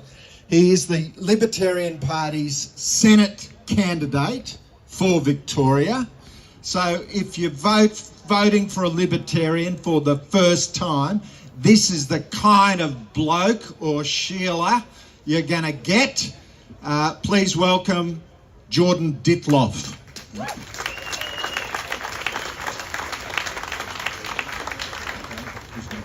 Thank you, Ross. Friends, I'm coming to you from the front line of free speech in the dark socialist nightmare hellhole that is Victoria. Unsurprisingly, the weather here in New South Wales is far better. The coffee in Victoria is arguably better, but the government is most certainly worse. When I say the government, I'm not just talking about our terrible Labor state government, I'm also talking about the absolutely dire state of the weak, failed opposition that is the Liberal pseudo opposition in Victoria. And if any of you have been watching the more redeeming proceedings over the last week in the federal court, back to that later. Now, I have the misfortune of being a law graduate, so I'm new enough at that, late enough in life that I think my job shouldn't really have to exist, and I sort of still feel a bit embarrassed about the legal profession being required and making as much money as they do in many circumstances. But I have had the great troubling misfortune of having read this bill in detail. I read the bill last time, as George said. This bill originally was proposed last year in 2023, and when they shelved it, I said to a number of my Libertarian Party compatriots, I said, I hope this doesn't come back, but if they are foolish enough to bring it back before the Parliament before the next federal election, we will fight it to the bitter end.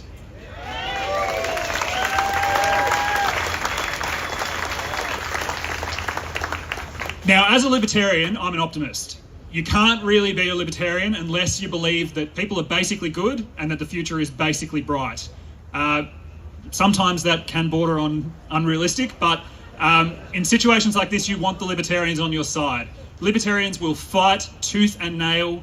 We are free speech absolutists. We did not have to pause for 1 second when this bill returned before the Parliament to denounce it and to call for everyone to oppose it. Unlike Peter Dutton, who we have still not heard say the words, My coalition government will oppose or repeal this bill. Now, like John Ruddick, my political heritage and history is from the Liberal Party. And like John Ruddick, time and again, I have seen them fail to live up to their promises. When it comes to freedom of speech, what we actually saw David Coleman, the Shadow Minister for Communications, say yesterday, which is interesting timing ahead of these rallies. The Liberal Party party room doesn't actually meet until later in October, but they made sure that they had something out in the public before these free speech rallies, because they knew if they didn't, we would put them all to shame and make them look like they had been responding as they are to the pressure each and every one of us has been putting on them and will continue to put on them day after day. Now, if you look at what the Shadow Minister actually said on Sky News the other day, he didn't say that the Liberal Party weren't committed to the e-safety regime. He didn't say that the Liberal Party, if they oppose this bill, would not introduce a bill like this in the first term of a coalition government. I want to hear those words. You should all want to hear those words. You won't, and the reason you won't is that the Liberal Party created the E-Safety Commission. This is their bill. This is their regime. Peter Dutton said to Parliament a few months ago that Julie Inman Grant, the E-Safety Commissioner, is one of the finest public servants in Canberra. Needless to say, I disagree. And if I were elected to the Senate in Victoria, as I hope to be, and as we have a good chance of doing in Victoria, one of the first things I would be pushing for is repealing this legislation if it does pass, and sacking Julie Inman Grant. The E-Safety Commission can't be fixed, it can't be made better. It is doing what it is in the nature of an organisation created by government like this, with broad sweeping powers given to unelected officials to do. It is growing, it is finding new problems, it is gaining in funding and gaining in overreach. It needs to go.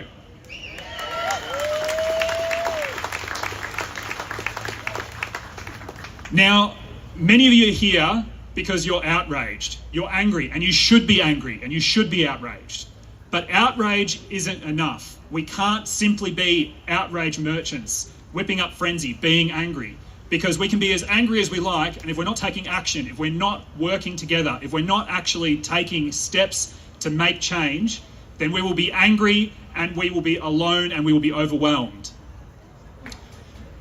Now, I looked a little bit this morning at something many of you have probably never had cause to consider. In Parliament, there are groups of basically non-partisan members of Parliament who get together on certain issues. There are these Friends of Parliament, is what these groups are called. Now, there are Friends of Parliament for the AFL. There's Friends of Parliament for the defence industry. I don't know why the defence industry needs more friends, but there we are. There's even a Friends of Parliament in federal Parliament right now for the Victorian Commonwealth Games 2026. I don't know who's going to tell them, but it's a bit awkward.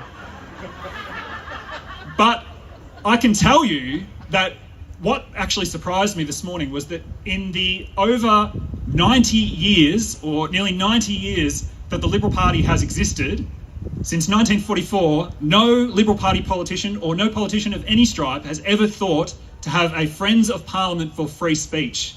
Now that tells you how little they care about this issue. That tells you how happily both major parties are to throw us and our freedoms under the bus. If I'm elected to Parliament, the first members, the founding members of a Friends of Parliament for free speech will be the Libertarian Party, hopefully closely followed by our friends on the crossbench in UAP and One Nation.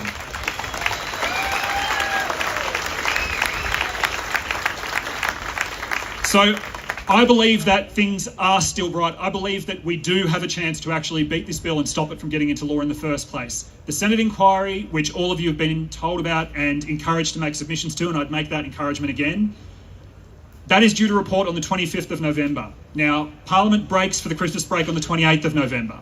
So there's a very short window and they've got a lot of things to do. So there's a good chance that this bill won't be law this year, that we'll still have perhaps our last free Christmas. If it does make it through to February and it doesn't pass, if this law is still before the Parliament come the election, if I'm elected to the Senate, I will commit to absolutely continuing to oppose this bill and the Libertarians will fight tooth and nail to repeal.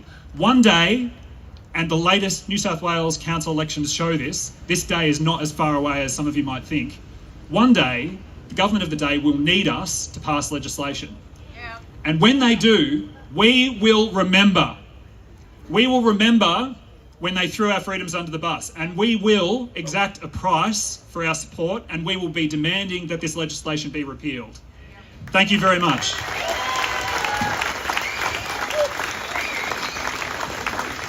Thank you very much, ladies and gentlemen. That's the longest 3 minutes I've ever seen in my life. Senators are hopeless. Senators always. Keep our speakers. Please control your speakers, all right?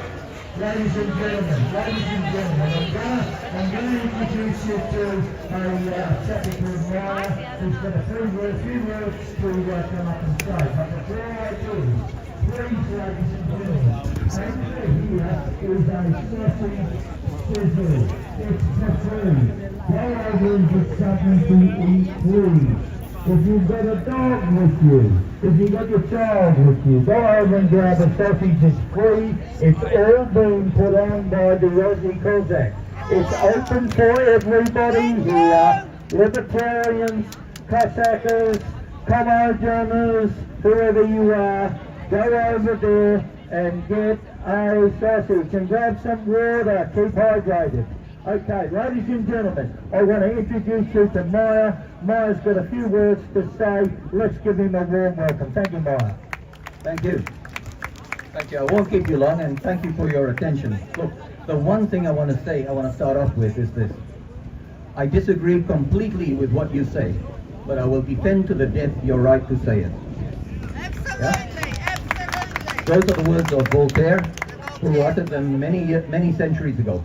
Look, if we don't have free speech, truth isn't discovered by eliminating our alternative voices. Truth is discovered through the vigorous contest of opinions and evidence, and that's how you find truth. And if you have truth, then you would not be afraid of people who don't have the truth. You're only afraid of people and want to shut them down when you don't have the truth and you're trying to cover up. So I say to you, Albo and Penny, what are you trying to cover up? And I say to most of us, we already know. The crimes are there. Okay? So I call these two people and the people behind them supporting them, I call them traitors. They are committing an act of treason to this country and to all of us by introducing this bill and trying to get it passed. It is nothing less than treasonous. And if somebody gets into power who is able to call them to account and put them on trial, they should be put on trial. For treason, for treason. Okay, so now what we need to build our strength on is two things. Number one is truth. And number two is unity. Now, I'm going to bring up something here which may upset a few people, but I want to make it very clear. If you are one of those people who blames Jews, Zionists, or Israel for the problems that we have today, I will say to you that you are a lazy thinker. You're not even a thinker. You've swallowed the blue pill of division, and what's happening is you are being made into a stooge to look at those people over there who are innocent when the real people who are screwing you are over here continuing what they're doing. Don't be fools. Okay? Zionism is nothing more than a belief that the Jews have a right to their self-determination in the national homeland. Any of you who are Christians and believe in the Bible, you will find many cases where God promised the land to the Jews. If you're a Christian, you have to be a Zionist. If you're a Jew, you have to be a Zionist. It has to be, because that's the land that was promised. So, but anyway, that's a different story. You're entitled to your view if you don't want to. But I'm saying what needs to be said. Don't fall for division. Don't be a patsy. Okay? Thank you. Thank you, Maya. Ladies and gentlemen, can you please welcome the Director of Free Speech Union, Dara McDonald. Sorry. Hello, my name's Dara. I'm the director, one of the directors of the Free Speech Union, and it will come as no surprise to say that we oppose this bill. I mean, it's quite obvious what they're doing here, right? Like it was so unpopular the first time. The first time they they did a consultation on this, it took 4 days to upload all the submissions. Even people. Organisations that are known bastions of free speech, and I say that with a tongue-in-cheek, like the Australian Human Rights Commission, actually wrote in and opposed this bill, but yet they're trying to cram it through. Clearly, they think that they're not going to get this through based on popular opinion. And this time the consultation period ends on Monday. So if you want to make your submission, you have to do it ASAP. Which is why the Free Speech Union has created a tool that you can use to make your submission to the Senate. It takes about 60 seconds.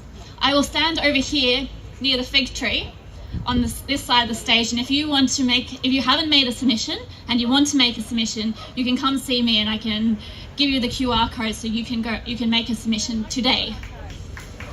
And while you're out there, you might want to join the Free Speech Union, because if this bill passes, you're going to need our help.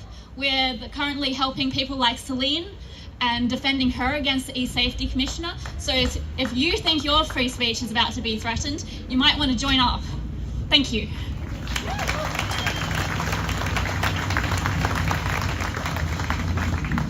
Ladies and gentlemen, Natalie Doomer is formerly UAP candidate. She organises the Good Nights events, mobilising opinion in the eastern suburbs of Sydney. She's a top chick. Please welcome Natalie Doomer. Probably a very angry top chick about this bill. Let me ask you, 5 to 10 years ago, did anybody hear about misinformation, disinformation? Very rarely, no? Very rarely. Well, let me tell you a little history lesson, because this has been weaponized by governments against the people. The history lesson is this: that it was thought to be coined by Joseph Stalin in 1927. A Soviet shill. I come from the Soviet Union. My mother got me out of the Soviet Union. And yet we've got a thing called disinformация, if you want to know what it is in Russian. Now, the KGB then used it as propaganda, and what did they do? They attacked the intelligentsia and they attacked the middle class. How many millions died because they had a dissenting opinion against the government of the time? I'm not saying this is what Labor wants to do, but it started as a very innocuous bill, did it not?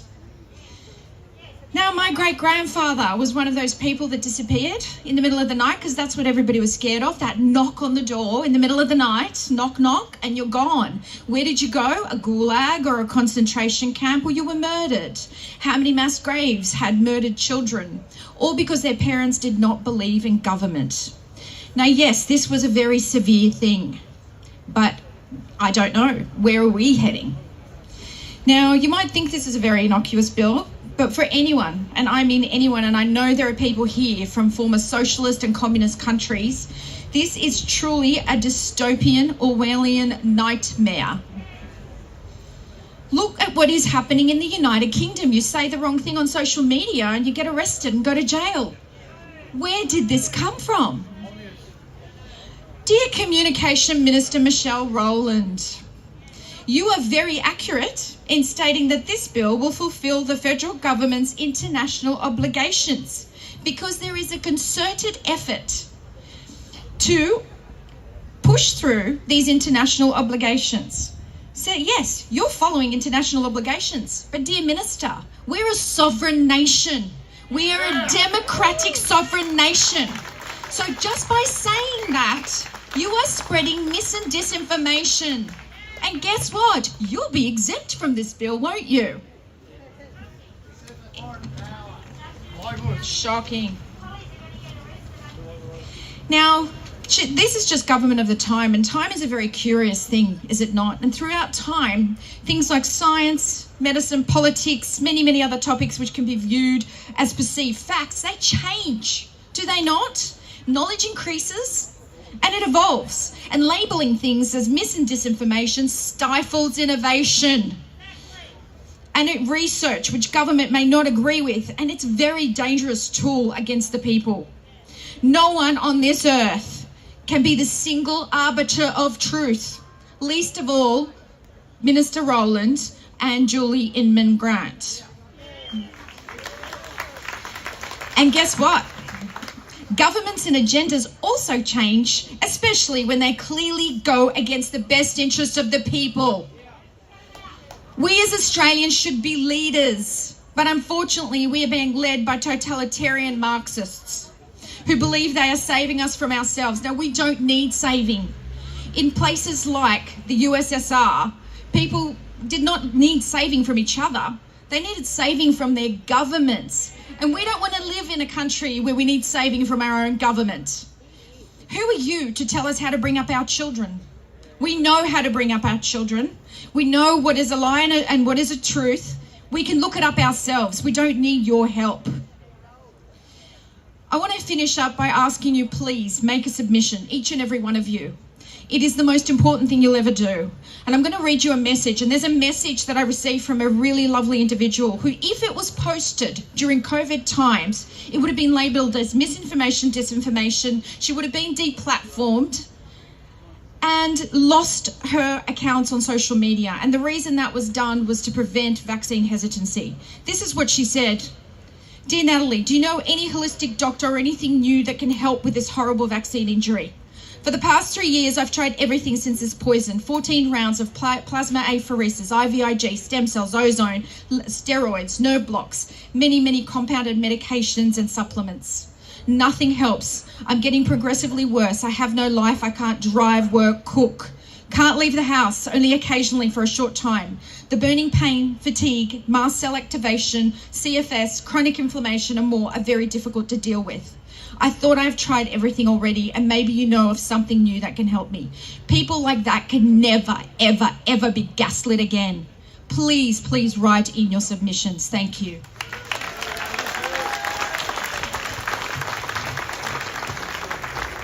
Ladies and gentlemen, Joel Jamal has got a major online presence. He's a guy who shifts the dial. You can find him at the Arc. Please welcome Joel Jamal. Just a minute, Joe. We've got the next speaker here. We have the next speaker here. Just like Canberra, eh? Just like Canberra. How'd that go? You've done nothing to promote this. You never promoted it once. So sit down and prove it here. Rumble, X, Instagram, Facebook. Let's give a big hand to Michael, Joe.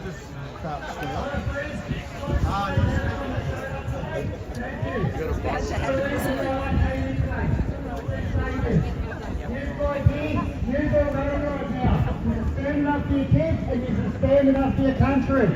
Good on you. So, I want to get on here today. I'm part of a team that speaks to the Governor Generals in Canberra. For 1,000 days, nearly, in November the 2nd, they will be here. You've got to realise, guys, our voices do matter. Use it. Get into any governor and just say what you've got to say. Honestly, this tyranny's got to stop. This misinformation, I can tell you where the misinformation's coming from, and it's not you guys. It's coming from the buildings.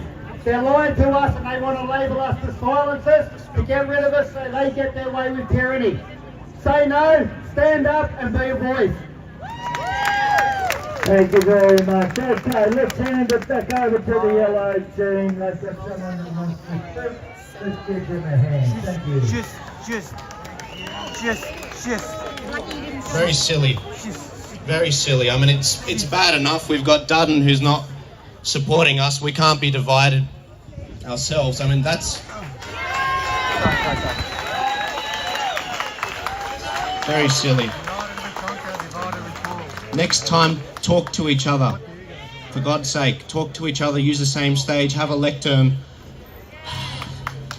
This is how Dan Andrews won in Victoria. People will ask me, how did Dan Andrews won? It's because there were 9 freedom parties that didn't talk to each other.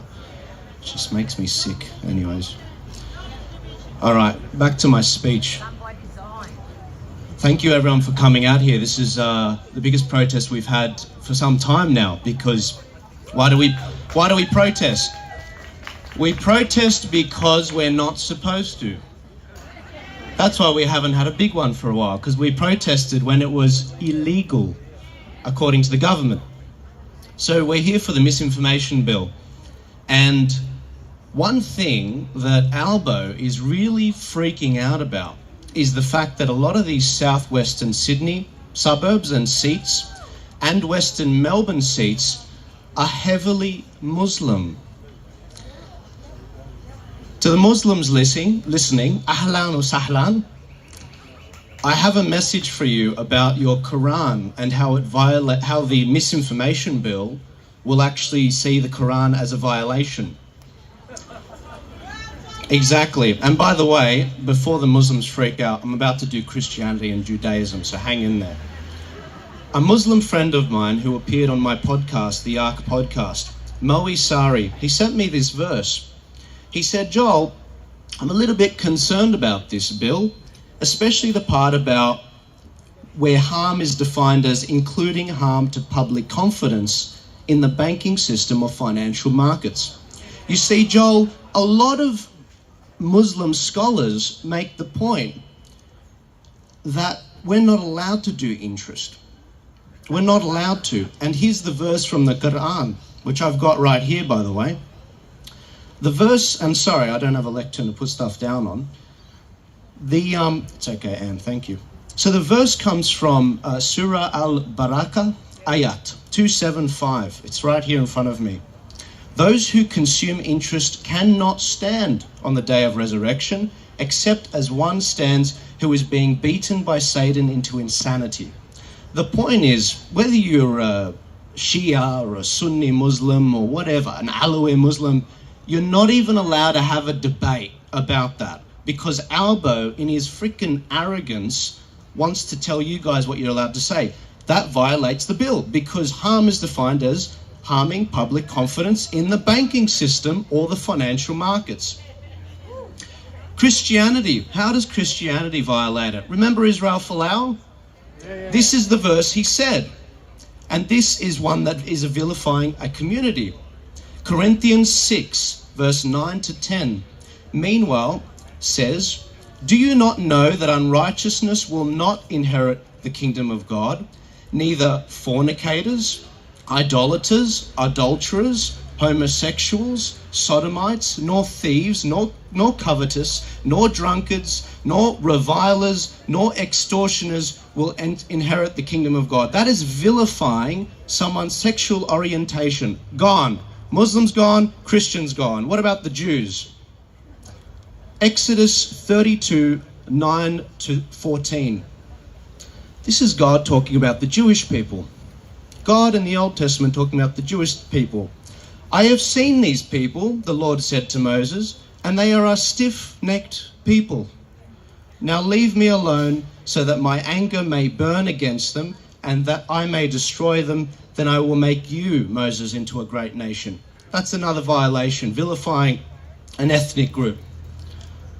So this bill is anti-Semitic, it's Islamophobic, and it's anti-Christian.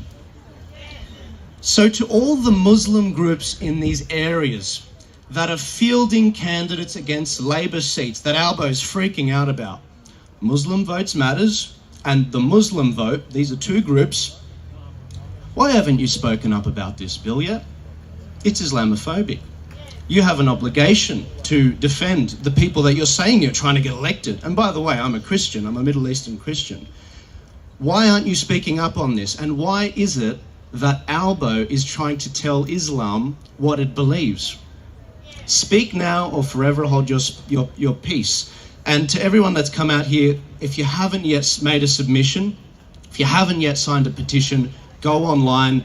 I'm doing a petition at tpaust.com.au, but the number one thing you can do is directly go to the website, make a submission yourself, get your friends, get your family to do it.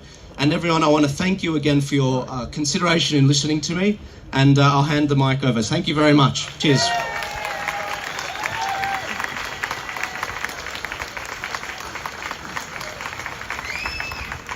Thanks, Ross. Thank you, ladies and gentlemen. We're getting to the end of the speakers list, so let you know we're going to have this gentleman here. This gentleman is called the Eureka Q. Okay, that's his handle, and we're going to give him a good go. Then after that, we're going to have the last of the yellow team speakers, as I understand it, which is going to be Craig Kelly, and then it will come after this speaker, where I will wrap up as the last speaker to the team here. Okay, so we're getting to the end.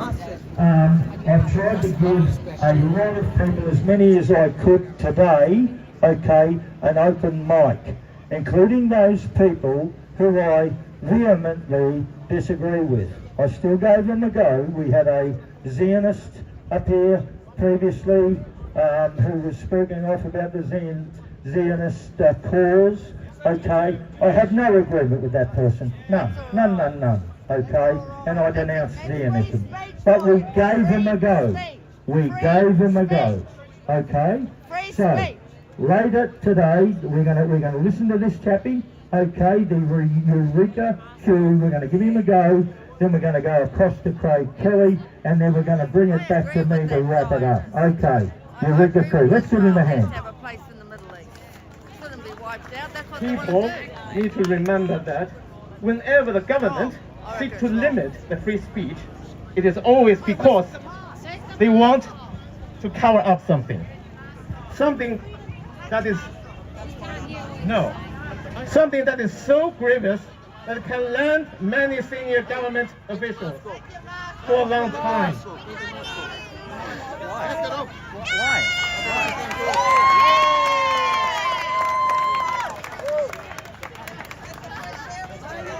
To some aspect, Australian ruling system is beyond repair.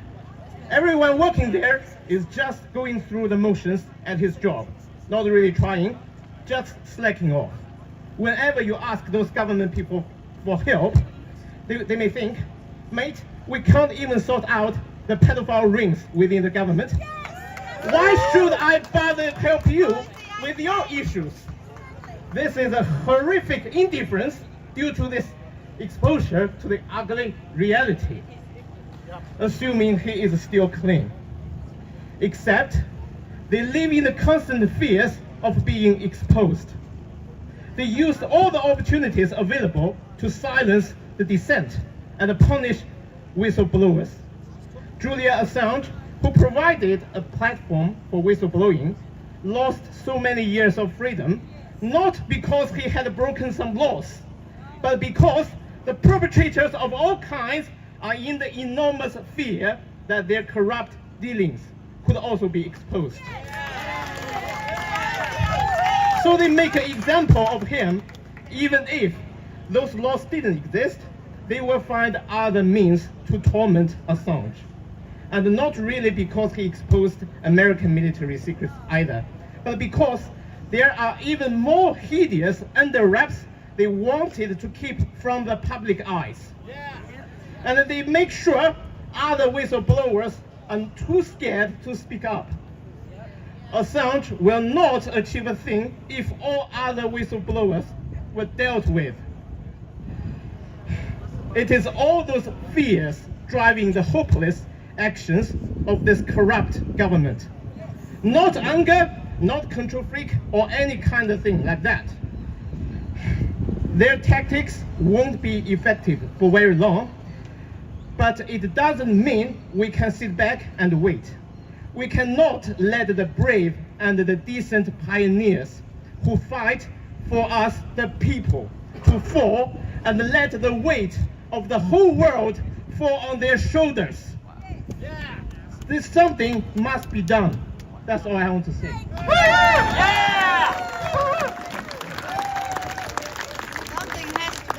Over to the yellow team for their last speaker. Thanks very much, ladies and gentlemen, for your grace and patience. We understand that free speech is a bit messy. That's the nature of the beast. But its magnificent upsides more than compensate. For those who have stood, we say thank you. Craig I do want to say we've had a little crack at my own former party, the Liberal Party, late to arrive, but who apparently are going to oppose the bill. And we want to blow on that spark of resistance wherever we find it. So we want to say to Peter Dutton, we're glad you've landed. You know, we'd love to hear you announce that the Liberal Party, if elected, will repeal the bill and will abolish the E-Safety Commission. But we welcome the fact that you've joined the campaign. I would like to acknowledge guys like Alex Antic and Matt Canavan, both of whom have that special quality of being willing to resist against their own party if necessary, against the machine on a matter of principle. And the bloke I'm about to introduce next is the exemplar par excellence of an internal principle, a vertebrate. The Liberal Party often looks like an invertebrate, but with Craig Kelly, he was right on COVID, he was right on climate change, and he's right on The Voice, and he's right on misinformation and disinformation. He is a load-bearing pillar of citizen democracy. Ladies and gentlemen, one of the Australians I most admire, Craig Kelly.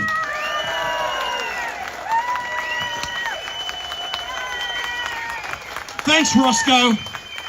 Thank you for everyone coming today and hanging in what's been a long rally. And thanks to Commo John over there for the spirit that we've done this in the spirit of free speech.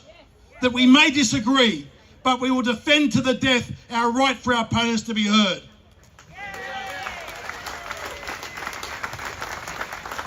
There is one truly great Australian that wanted to be with us today that couldn't. Mr. Alan Jones. Many will know that Alan has recently undergone surgery and is having quite a difficult recovery. But I can assure you that his brain is as alert as ever. And he couldn't help resisting but writing a letter that I'd like to read just part of. This is from Alan Jones, OA. I am sorry I can't be with you today.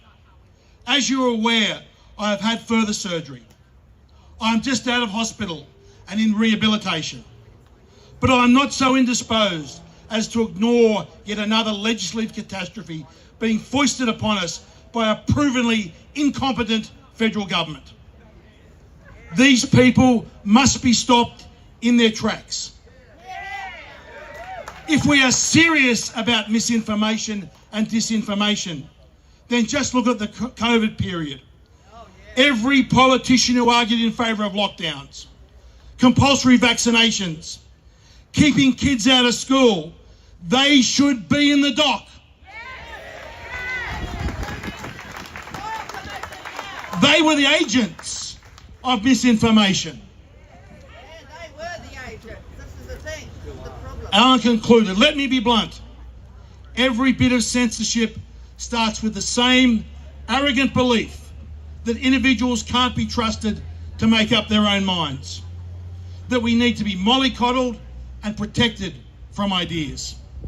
That we should be censored by enlightened fact checkers at government departments and big tech.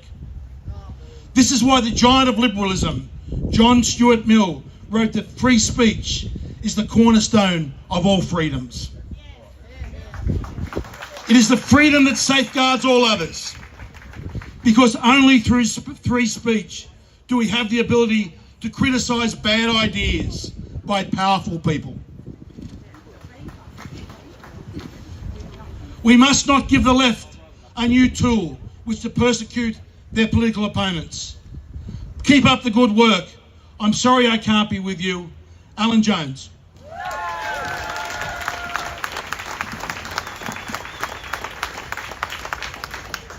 I just add quickly a few words of my own. We are here today to send a message, firstly to Mr. Albanese.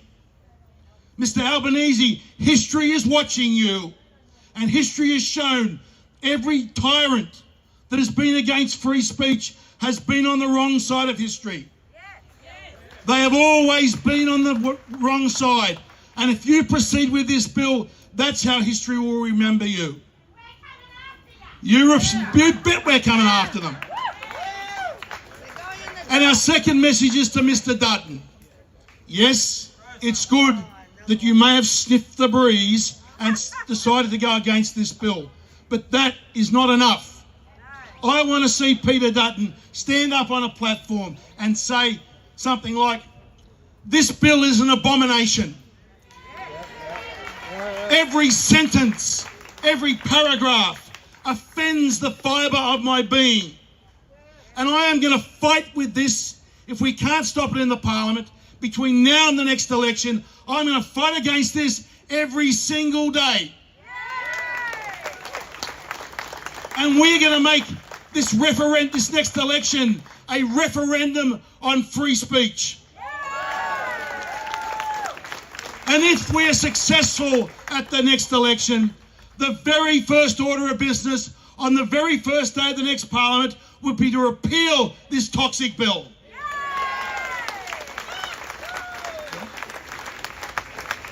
Now, I'd like to finish today with a special smoking ceremony.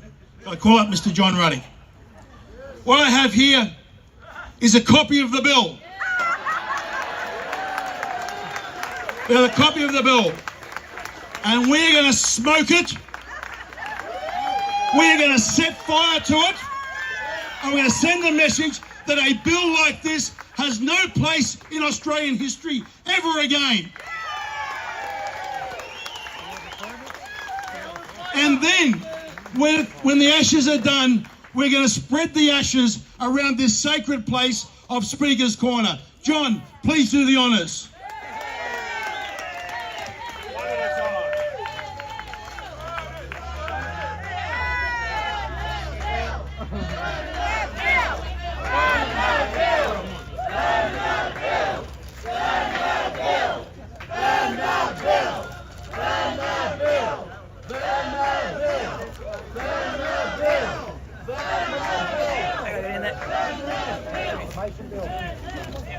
We do have an RSF officer just here, just in case as well. So keep going, throw them all on. Let it burn, let those ashes come out.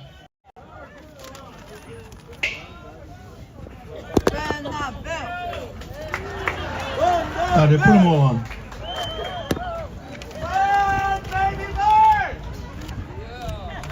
That's our message to Mr. Albanese. That's our message to Dutton. Let's keep up the pressure.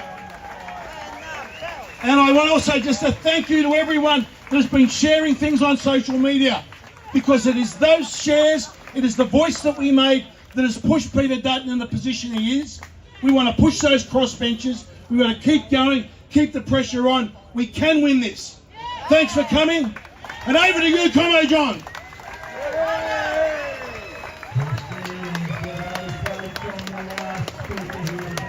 We've been here for about 2.5 hours.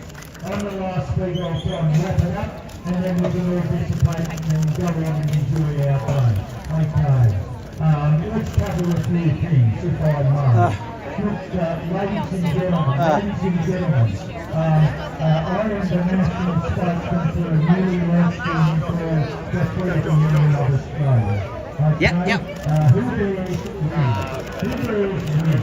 That's the motto of our new movement. Burn the bill. Burn the bill. Thank you. We're going to spread the ashes over the debate. This election's and we are using the protections not a constitutional law, but of international law. Okay? That's the way that we are attacking it. Okay? Union membership is $200 a year. And I just simply say this, that in the last 200 years in this country, there has never been any that ever held power to account in this country than a trade union. Okay? Trade unions have been the only source of power that has ever held the government, the corporations, the countries, and held their power to account. What's your plans for Hi. Run off my feet. Run off my feet. Oh, wait. I got... you know what?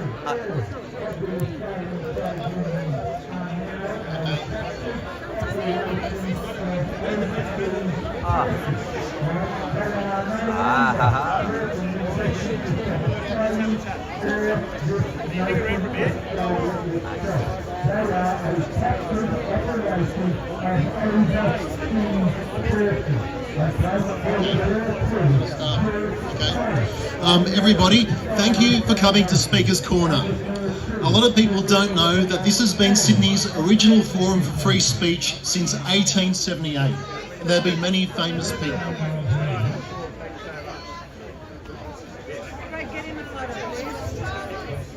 That's right.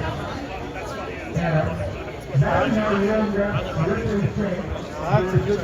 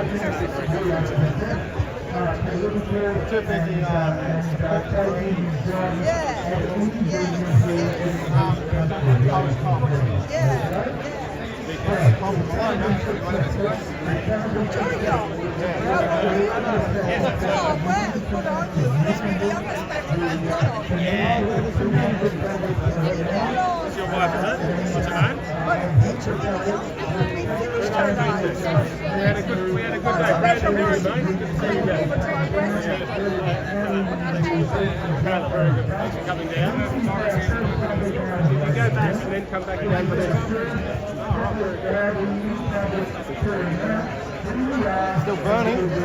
Enjoy being a farmer for a day?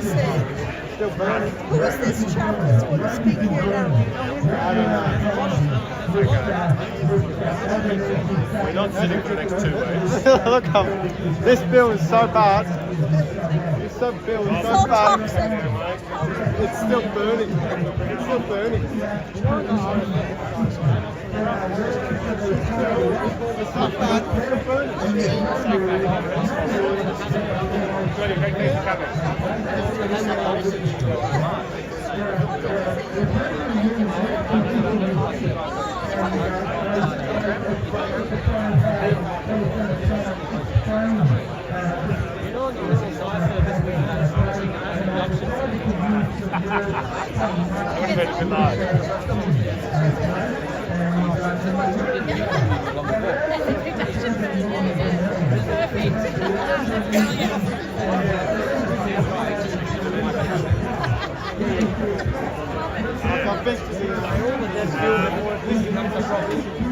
Best way to do that.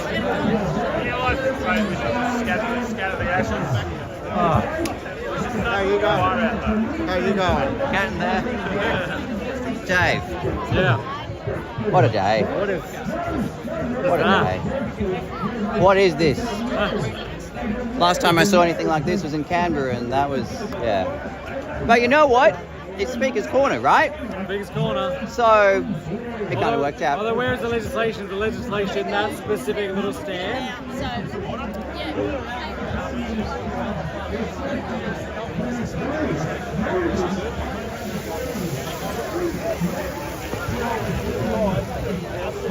Dry up pretty quickly, so maybe wait a bit and then wait for it to cool down. Extinguish the flames.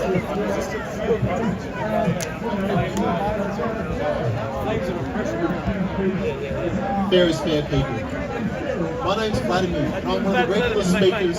Sorry, we had a deal with these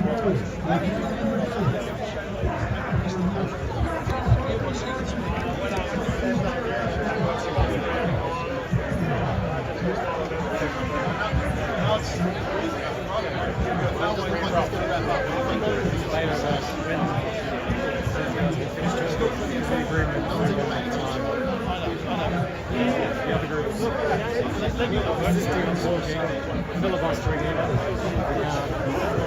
Go back to the No. This guy wants it. Anyone that, well, this guy's grabbed the, I don't know where he's coming from. We're done, right? We're done. We're done too. Yeah, yes.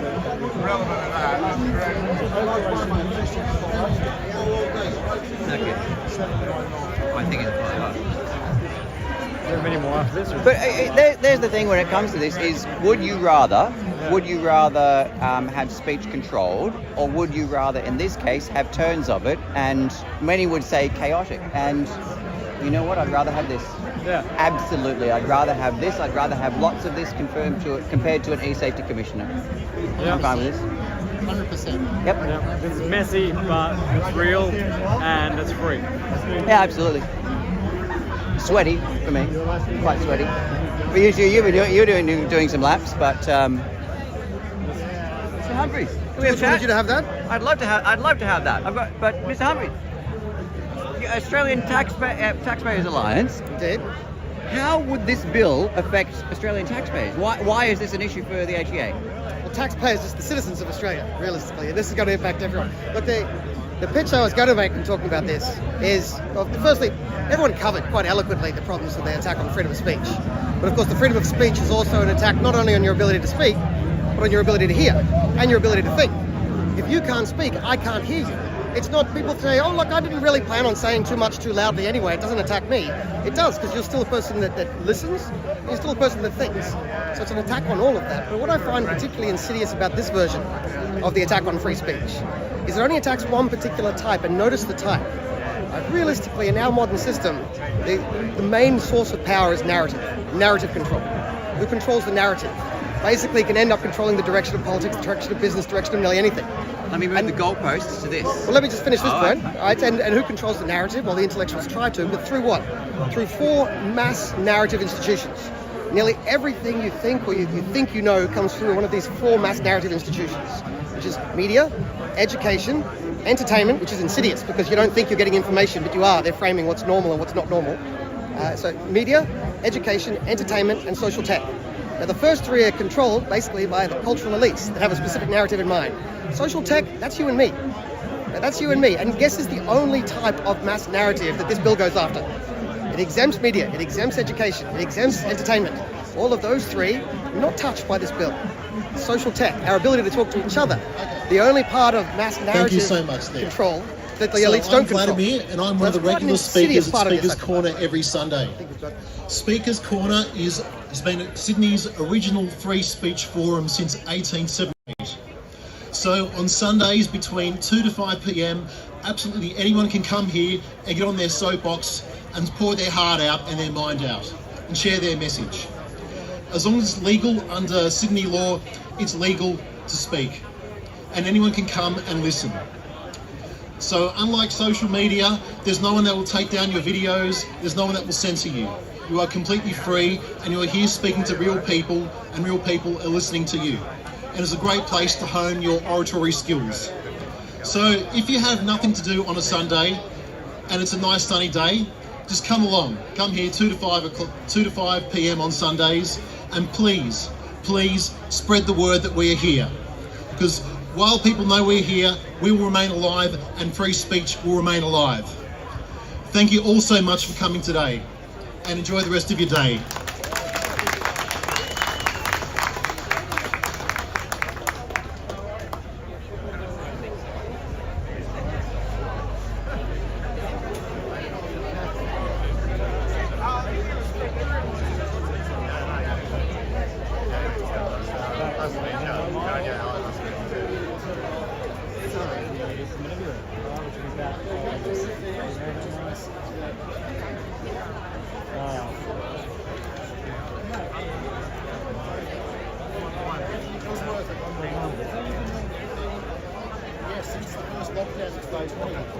Because under the first lockdown rules, it was an outdoor activity, so it was allowed to happen. And I've been doing it every Sunday for 6 months. At the moment,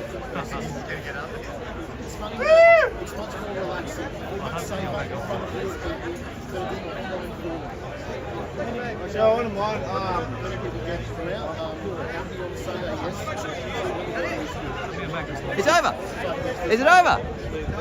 Oh, you're going to have a word. Go ahead. Yeah, I'm going to have a word. Unless someone wants to hold this. I go with it. Hold this. And a whole variety. The flag. The libertarian branding. Who are we going to go and grab? I'm going to go and I know. You know, like, yeah. Mate, thank you. You did great work. I feel like you make every political rally look like a war correspondent. You're just like darting around. It's bloody awesome. I mean, and you've had that happen enough times that that's probably not even that exaggerated. But you did well today. It's not actually. It's not exaggerated actually. You did well today. So, but putting the drama aside, we can talk about it. The bill. Yours was one of the more refined, policy focused. You really laid it into that. Where does that come from? Where did that originate from? So you're looking at this and you're like, we need to get into the policy. Look, I think that if you get stuck in the weeds of what a particular bill does, then you can miss what its purpose is. And one thing I think with this bill in particular is if you look at what they've defined as serious harm, you see what the government's afraid of. And I actually think that rather than seeing this as an assault on us where the government is winning and we're at the brink of defeat, I think it's actually a panicked defence mechanism and a response to something where we're already winning. Is this going to resonate in Victoria? How, like genuinely? So the answer is that it doesn't need to resonate in 51% of Victoria or even 20% of Victoria. And unlike the Liberals, we don't have to care what 51% of the population think. We care what 5 to 7% of the population think. Right. And in Victoria, that's my metrics, that's my numbers for victory. So I want to find the 5 to 7%. More would be great, but I need to find as many people in Victoria as possible who do get this. And they're out there. They're, I think, a silent group who don't have anyone representing them. And with the UAP now not being able to run at the next federal election, people are looking for that political home. And I hope to give it to them. So, it seems like everyone's picking over the corpse of the Liberals. The Teals from the left and the Libertarians from the right. Right pickings, right? And they're tearing themselves apart. Look, the way I feel about the Liberal Party is a little bit like the way you feel about an ex that you still care about and don't want to see do bad things and make bad decisions, but they're at a party and you can see them drunk and making a mess of themselves. That's how I feel about the Liberal Party. I want them to be better. They need to be better while the Libertarians are gaining enough momentum to be able to replace them so that we don't suffer in the meantime. But unfortunately, in Victoria in particular, the Liberals under Pseudo are just so weak, so divided. The words moderate and modern have been used so many times in this Moradiemic proceeding, as I've been watching it this week. And what Pseudo means when he says moderate and modern is that they stand for nothing and they're trying to appease people who will never vote for them. Jordan Ditloff, lead federal Senate candidate for the Libertarians in Victoria. Thanks, Chris. Thanks very much.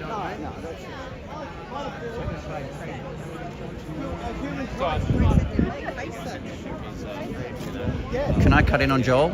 Yeah, well, I just want to give me 2 seconds with him, then you can. I'll come back. Hi, Chris. Hello. Hey, guys. Hi. Yeah. Hey, good to see you, mate. You going? Yeah, you too. You've been busy. Bit of a chaotic moment. What do you think? I thought this was good. Yeah, found out Posey and Cossack were behind the other one, so yeah. Yep. No comment there. Okay. Sometimes silence can speak. Going on, but yes. But we are here for free speech, so we better let them speak. You used to be supporters. At one point, were you supporters of Cossack Grossy and then fell off, or never really a fan? Or? No, I was always wary. Always wary. Yeah, I didn't sort of understand where he was coming from. Which hat he was wearing? Yeah, definitely which hat, and especially when it came to the election, why he wouldn't preference other people. So. I don't know what I can say about that. You can say, everyone else can say more than I mean. Why? Yeah. I'm going to keep moving. Yeah. All right, see ya. See ya. Bye.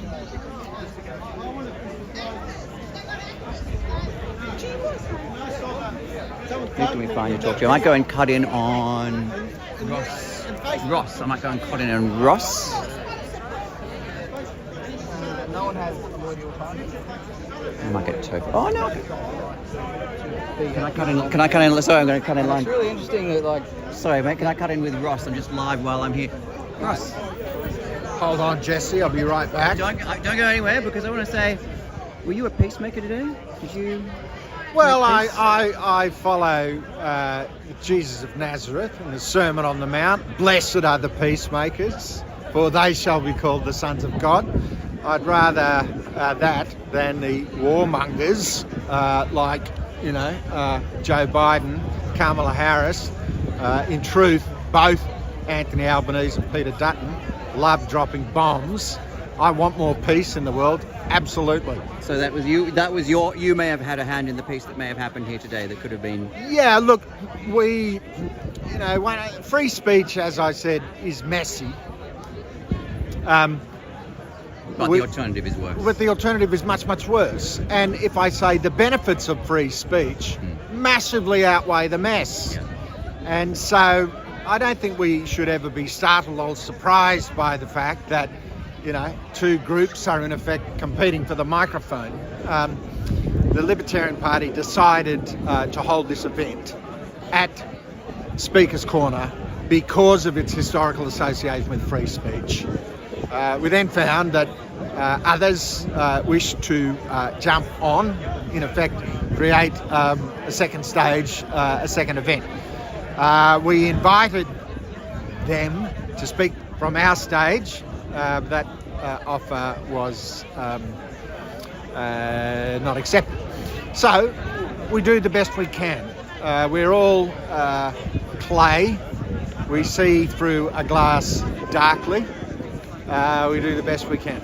Thank you for the thoughts. Thank you for the rest. I'll hand you back. Thank you, Jesse. Thank you for that.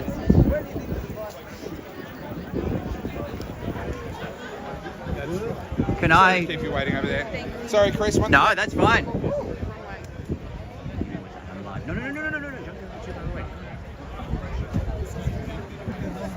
Thank you. All right, thank you. Thanks. Chaotic day, but free speech, right? Sorry? Chaotic day, but free speech, right? That's exactly right. And what was really wonderful was different people came here with their own kind of take on it, but recognised that broadly speaking, we're kind of on the same page. So they put aside their differences, and you heard the crowd at times, you know, getting into it. But that's the point. We get to express that. And here's the point that I made online a couple of days ago. We can actually express our differences peacefully in this country. We can change our government peacefully in this country. We can tell people that they're wrong and discover that we're wrong peacefully in this country. And this bill actually threatens that. It's one of the greatest innovations of our time. It's one of the greatest violence-avoiding innovations of the modern age. And we're throwing that in the bin because someone gets their knickers in a knot, someone gets offended. It's madness. Thanks, Topher. I want to say hi to this guy here. Topher, Jonathan, I'm the, I would say, campaign. Good to see you. I'll be back.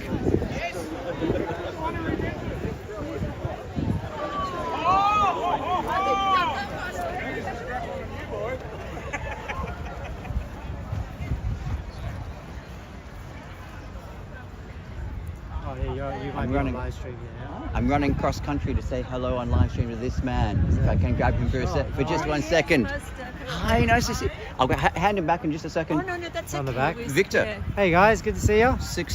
Quite a successful weekend last weekend, which you had a hand in. Absolutely. Did you expect that level of success?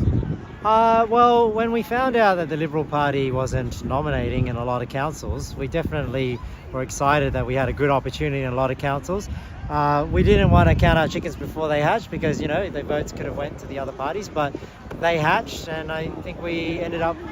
I'm not the numbers person, but I think the number is about 10 to 12 across the state. So, you know, the naysayers are going to say, well, you only got in because the Liberal Party didn't nominate. But we say, well, who cares? You know, we showed up, we took the trophy. There's going to be an injection of excitement in libertarianism, and it's great because we're going to keep building this movement, and I hope you join us. Politics is about winning, not excuses. Yeah, that's it. So good job, Chris. Thanks for the chat. I wanted to get Victor because he was one of the. I don't really know, but one of the campaign.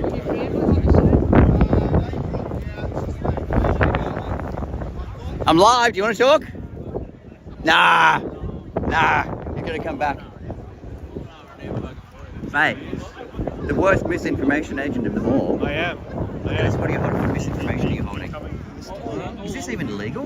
Oh, well, it won't be soon, but that's why we're doing it. So, it's a lot of information that we do as misinformation and disinformation. so we're going to have to censor things like this in the future. But while we can, good. People should get out to it tomorrow at Guildford, 1 o'clock, Guildford Leagues Club. Craig Kelly, Di Lee, a whole bunch of people. Even Barnaby Joyce might be there. No. Maybe. If he can get his plane sorted out. So. Dial him in. He's playing. He's playing, yeah, he's flying in. Just dial him in. Yeah, we'll see how we go. I like the in-person type deal. But have you met Victor DL before? He's a podcaster as well. He's got his own platform. How you going, Chris? Streaming Discovery. What's your channel? Victor DL podcast. It's on Rumble. Yep. Just Rumble. Yes. Not even Twitter. It's too hot for Twitter. How hot is this? It is on X. Yeah, I'm on X. I've got to get angry, so obviously I go on X as often as I can. Yep. But no, chucked off YouTube 18 months ago, so just on Rumble. Yep. Not a lot up there right now, but getting back into it again. Did a podcast with this fella. Oh, very good. It was a good one. I really enjoyed this about a week ago. It's very interesting. We focused on the greens and their marketing and how effective they are. You haven't spoken. Great. No, great. Steve Tripp. Dave. Hey. Go. Dave right now. And Steve, is it?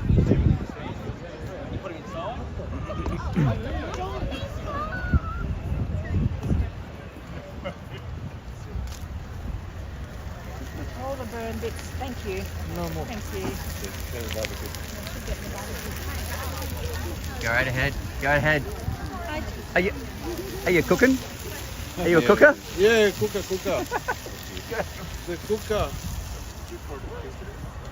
We can have a chat. Yeah, we can have a chat anytime. More misinformation, mate. Yeah, this is it. Ban me, sack me. Climate call me names. denial. Don't argue the points, just call me names. Yep. Resort to ad hominem when you come. Yeah, just call me Racist? You're a racist?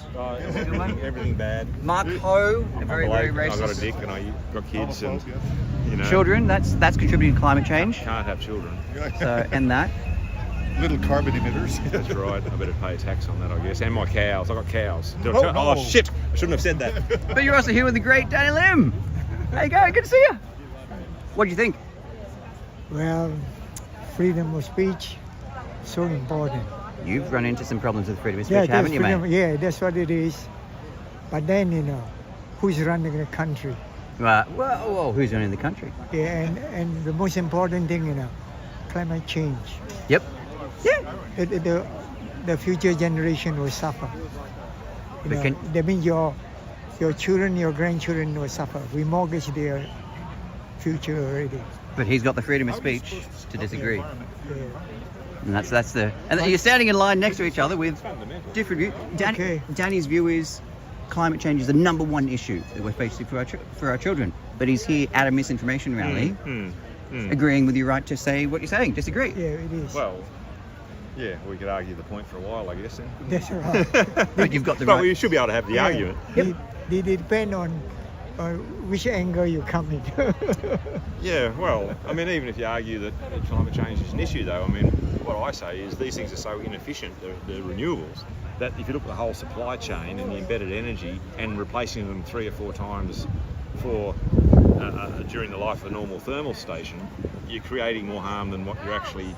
It's true. The total consumption is greater because you're converting higher dense energy into a lower quality energy, and so it's like everything the government says. It's almost 100% wrong. But the whole thing, especially the big company running them, they want to make keep on making money. They're making money out of it. That's all. They don't care about you. And inefficiency creates more money. If you do things efficiently, there's less money in the trough. That's right. I mean, I think the unmentioned criminals in this, or perpetrators, are the commodity trading companies. That's right. And the shipping companies, because they don't care whether you win, lose, or draw, as long as stuff's going from A to B and back again all the time. Yeah. And Glencore's ticking it up every time. More money in speculating than generating. Yeah, the commodity trading companies and shipping. Not mentioned. It's always vested interest, they don't want to spend any more money. Follow the money. Follow the money. They want to make money with what they have. And after all, they won't be here. Yep. Hello. Yeah. Anyway. Thanks for the chat. Thanks.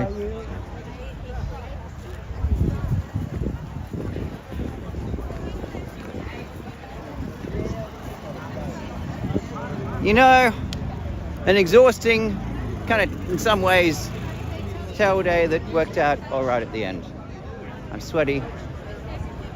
I'm knackered about things. But guess what? We got there in the end. He's off live. I'm off live. How are you, mate? Good to see you again. What do you reckon? Look, I wish I was a little bit more hopeful, but I think it's going to pass. Hold on. What are your social channels? Okay. Where were you streaming? So you can find me everywhere on all the platforms. The Brian Madigan, and that's Brian with a Y, Madigan. And you came here today because you're looking for some sausages. Do you want a sausage? Gonna grab a sanger, that's for sure. Yeah, man. Can I carry back? I'll carry back. No. All good. You were saying? Look, a lot of more intelligent people articulated this way better than I ever could throughout those speeches, but this bill is exceptionally dangerous to the Australian public. I don't think they have any idea what could be brought upon them for stating what is factually true. Let me try this one for you. What about the right to teach children are born in the wrong body? What about the right? Freedom of speech to teach children through social media, because that'll test most people's freedom of speech here. Okay. It touches you, doesn't it? You go, It does. hold it a minute. Maybe there should be some limit. Yeah. I don't know if there should be some limit. I think when it comes to something like that,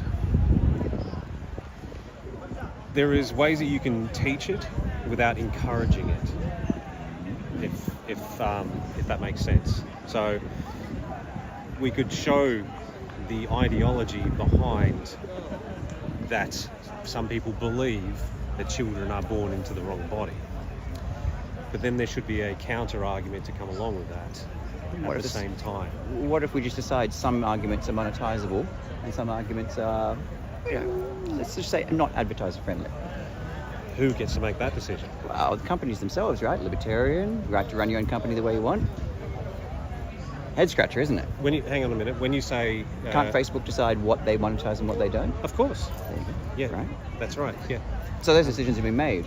Climate change denial, COVID vaccine, misinformation, and other YouTube rules. Yes. They've decided, we'll just not have that. Yeah. But there should also be the right to have the ability to counter argument. If Facebook doesn't want to put up that counter argument, that's fine. But I don't think a government should be telling Facebook these are the incorrect opinions and these are the right opinions. Right. At the same time, the government shouldn't be,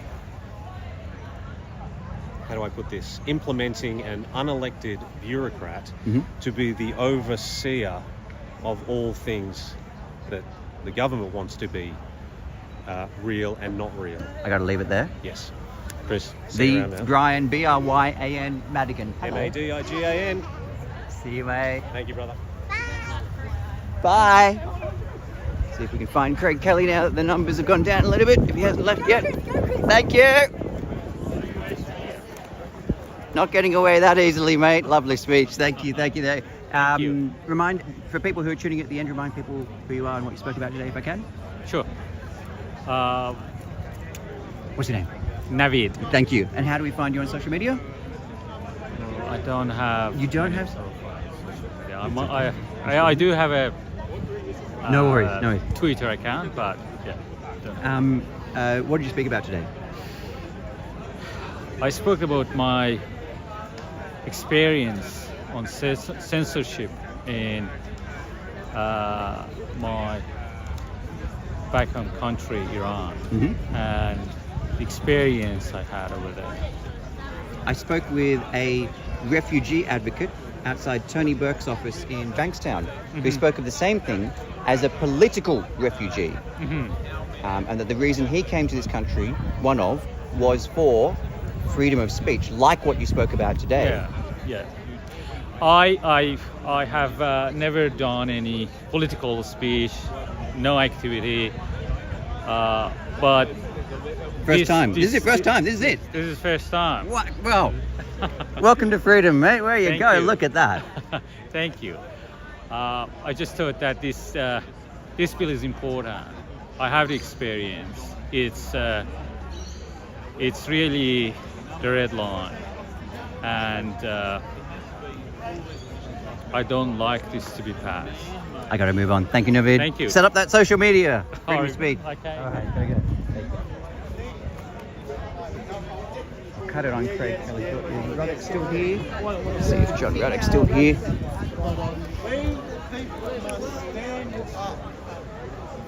Who have we got? How are you, man? Nice to see you. Who have we got here? You're live, Doug, by the way. Don't remember? This is Doug Rennie for Pittwater. Next by-election, 19th of October, 24. The Libertarian candidate in Pittwater in that You by-election. said it, the Libertarian candidate in Pittwater. Here I am. Why have you come today? Because I want to just jam that bill right up there. Sorry, that may be not the You right know way what? to say it, but you know what? Because it's criminal. Yeah, no, get what you mean. Have you run in politics before? First time or? This is my first time ventured into politics. They tell me it's a tough arena. Mate, as someone who's seen a bit of it, it's a pretty tough arena. What made you decide to get, because you could have just sat at home, voted and called it that. What made you get off the bench and go, let's go, I'm into this? Because I was deceived. I was lied to. I took 6 jabs. You took 6 jabs? Took 6 jabs. And now I've researched and I've done the wrong thing. Wow. I've been lied to and I'm not happy. I've never met someone with that is wow. That is wow. I can only imagine what you're feeling. Oh well, look, I was blinded, and it's as I said, it's criminal. But the government can give me all this misinformation. Mm-hmm. There's no truth. That'll get that. Okay, this will get you out of your chair and into the streets. And vote 1, Doug Rennie for Pittwater. Lovely. Thank you, Doug. I'll move on. Thanks, mate. Fresh. Wow. 6 jabs. 6 jabs. And he decided to turn to a libertarian. That's amazing. That's absolutely intense. I've got him off twice now. If I can get it. Right, guys. Yeah, man. But that's the idea anyway. But what if we did that with energy, food, or even even the monetary system? But it's just it's a marketing campaign. It's a marketing campaign out to other people and go, this is the idea, and it's just a numbers game. Yeah. Anyway. Cheers, bro. See you, man. Yeah, Thank you for coming out. See you, man. Yeah. Cheers. Hey, Chris. How was that? That was fun. What happened with the stages? See, I rock up and because I didn't organise it, I'm just like, okay, put the flyer out, and then I see 2 stages. I'm like, are we seriously about to do Canberra again? Yes. Are we seriously about to do Melbourne again? Yes. Anyway, so I don't know the background, but this is classic freedom movement crap. But you know, the videos will get far more viewers than the people that we're here. They'll get millions of viewers. Conflict sells. Not for the fact that it's conflict. I mean, our videos online get a lot of views anyway. I mean, it's a Saturday, people are out and about. They will then see the videos from whoever speaker it was, and they'll go make submissions if they haven't already. They'll send it to people. And When I first got here, I got sick to my stomach at this ridiculous. I probably feel this way about like a pro-climate change rally as well. It's just sad to see. It gets me sad. But as minutes wore on and they formed a truce where they weren't going to talk over the top of each other, I was like, this is actually pretty cool. Like, I'm sweaty as anything from running around and grumpy from having to run back and forth. But the alternative to this, where police could silence someone else, right, and say, oh no, you can't be here, or this kind of thing, or talk over the top about it. A negotiation, a discussion happened. Hands were shaken. Agreement is not comfortable. A compromise is where neither party gets everything that they want. So I'm actually at the end of this. At the beginning, I was like, this is terrible. We're going to have dueling banjos, and it's just absolutely. I was disgusted to my stomach.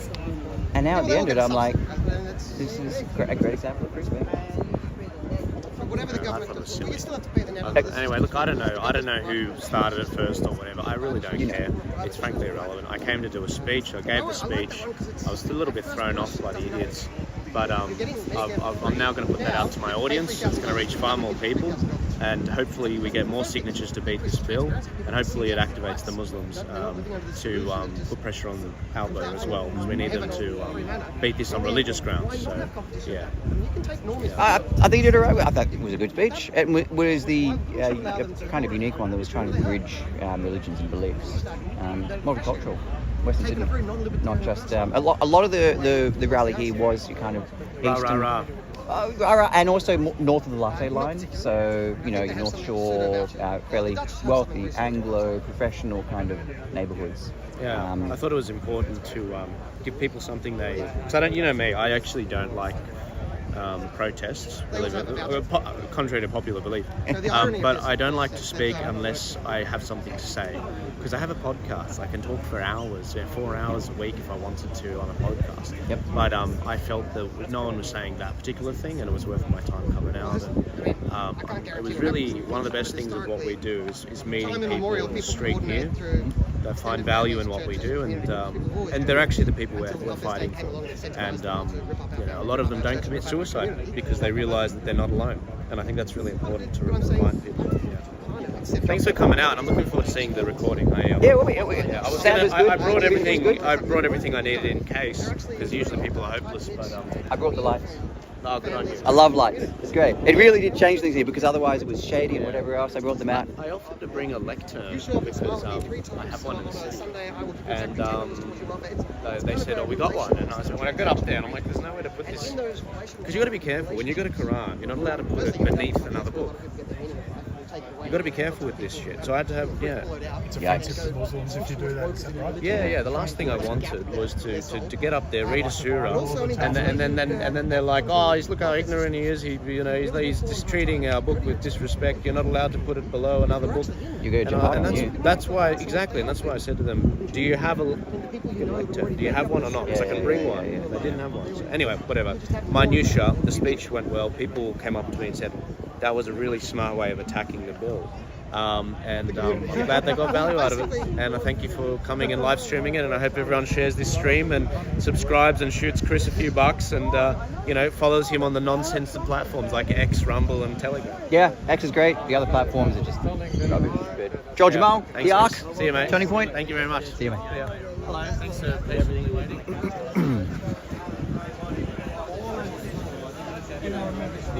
Thank you. Oh, yes, yeah. Beautiful. I've been giving them to you for No, they've all gone in bits and pieces in cars and bits and pieces. Yeah. They'll find a good spot, absolutely. Yeah, I'll tell you a funny story about the New South Wales Parliament. Yes. Can I cut in, Craig? Because I'm live? Yeah, sorry, okay. No, you don't have to get too far. I might get you. You are able to escape. They're already one beer ahead of you over there. Okay, thanks, yeah. Hey, guys. Big day, okay. It's a big day. Thanks for coming. You probably heard me speak. Yes, I did, yeah. Good on you, you did well. Useless government. That's right, yeah. Chaotic, right? Chaotic, okay. That's free speech, right? Yes. We filming? We going? Oh, so we're live. Oh, we're live. Hey, get ahead. Live, so... I hope everyone's enjoyed today sort of thing. It was a fantastic rally. We had a great crowd. A little bit of argy-bargy at the start. But look, in the spirit of free speech, we were able to work it out. Remember, if you're in favour of free speech, you've got to be in favour of hearing ideas that you don't like and you disagree with. And that's what we showed here today, which was so important. To have a united front against this toxic, this abomination of a bill. It should never see the light of day in our country again. And right down here, we've got the ashes. About ready. Yeah, you did, didn't you? The ashes ready to scatter, sort of thing. So we just hope we've got Mr. Dutton on the run. We hope that Mr. Albanese reconsiders this bill, and I think the pressure has to now go on these other crossbenchers, because if Albanese thinks he may not get it through, he will pull the bill. Great, thanks for your time. Thanks for all your work you do today, and I hope everyone enjoyed it on the thing. Thank you very much. Okay. Yes. All right. Viewers, I think that's that. And I've lost Ruddick. So I missed out on Ruddick, but what a chaotic but in the end harmonious event as the baton of free speech was passed from one to the other. Well, what can you ask for, right? The alternative would have been going to one of them and saying, you can't speak, or an authority saying it, and they worked it out amongst themselves. Can't get much better than that. Can't get much better than that. Now, I thought that would be absolutely a disgusting crosstalk, conflict-ridden. I didn't want that. And sure, I'm sweaty at the end of it, but no, that was great. That was nice. Not exactly sure what the Russian side messaging was, but yeah. All right, guys. I'll see you next protest. And look out for the clips.